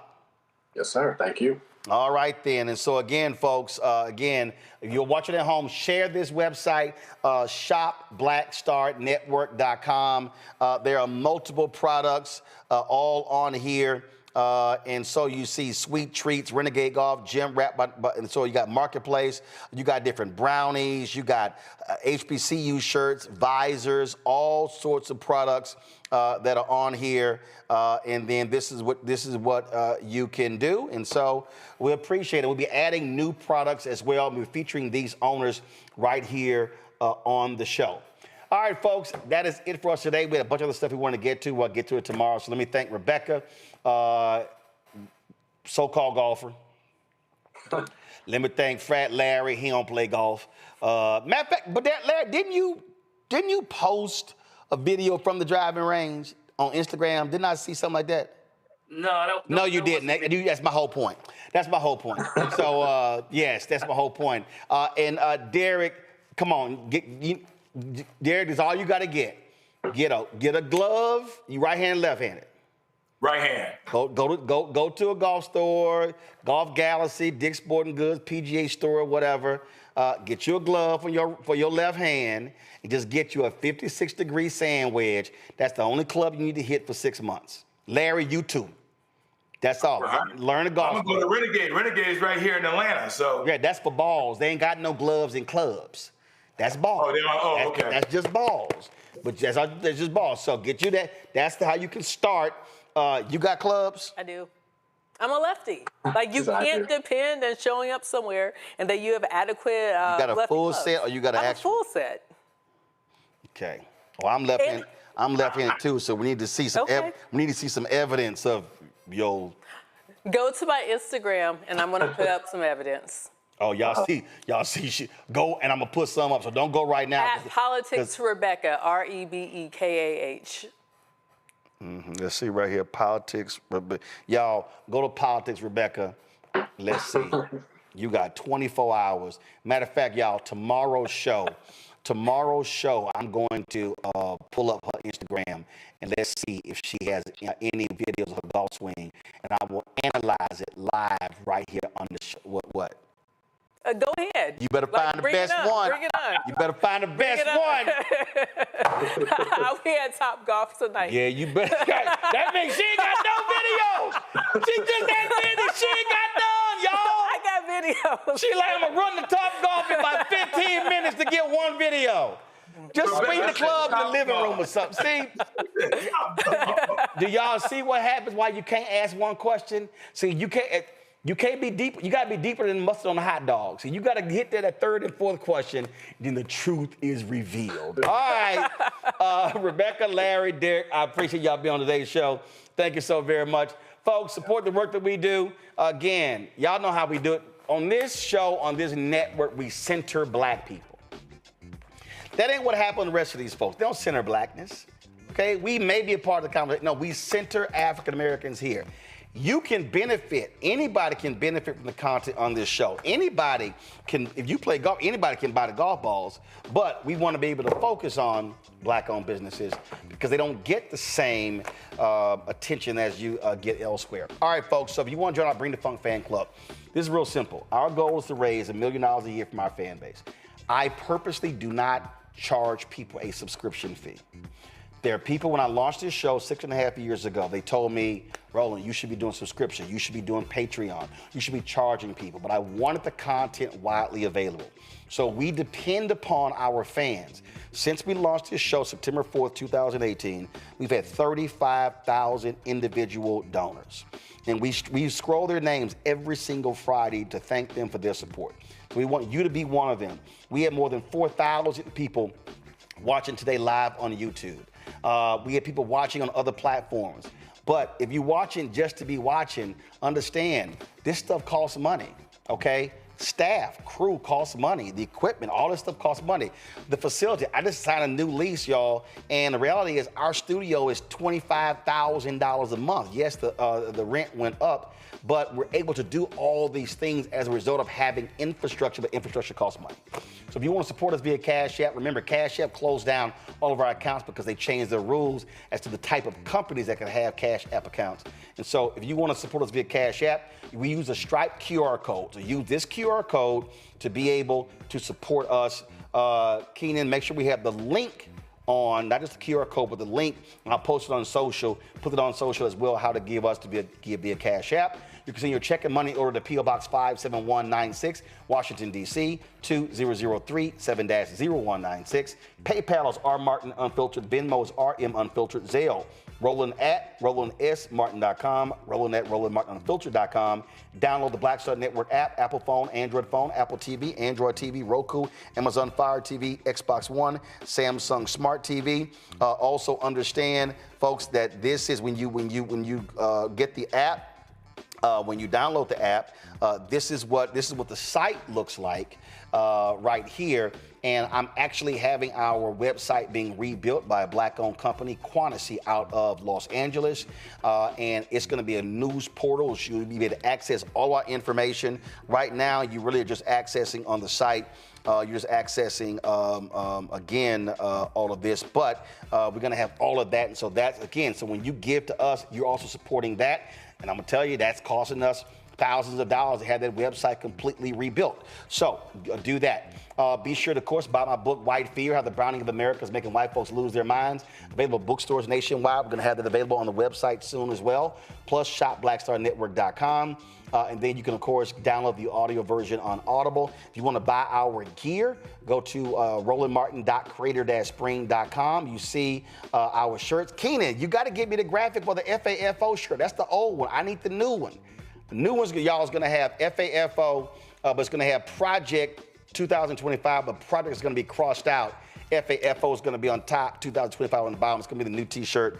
But you see the other one we have, MAGA chose between woke or broke. They chose broke. There was an Anthony Scaramucci quote. We put it on the shirt, so y'all can get that as well. And, of course, get the shirt that everybody loves. Don't blame me. I voted for the black woman. QR code there as well. And don't forget, we want you to, of course, download the app, Fanbase. You can also, if you want to invest, they've raised $12 million. The goal is $17 million. The Series A raise. Go to startengine.com/fanbase. Y'all, that's it. I'll see y'all tomorrow right here on Roland Martin Unfiltered on the Black Star Network. Holla! Black Star Network is here. Oh, no punch! I'm real revolutionary right now. Thank you for being the voice of Black America. All momentum we have now, we have to keep this going. The video looks phenomenal. See, there's a difference between Black Star Network and black-owned media and something like CNN. You can't be black-owned media and be scared. It's time to be smart. Bring your eyeballs home. You dig?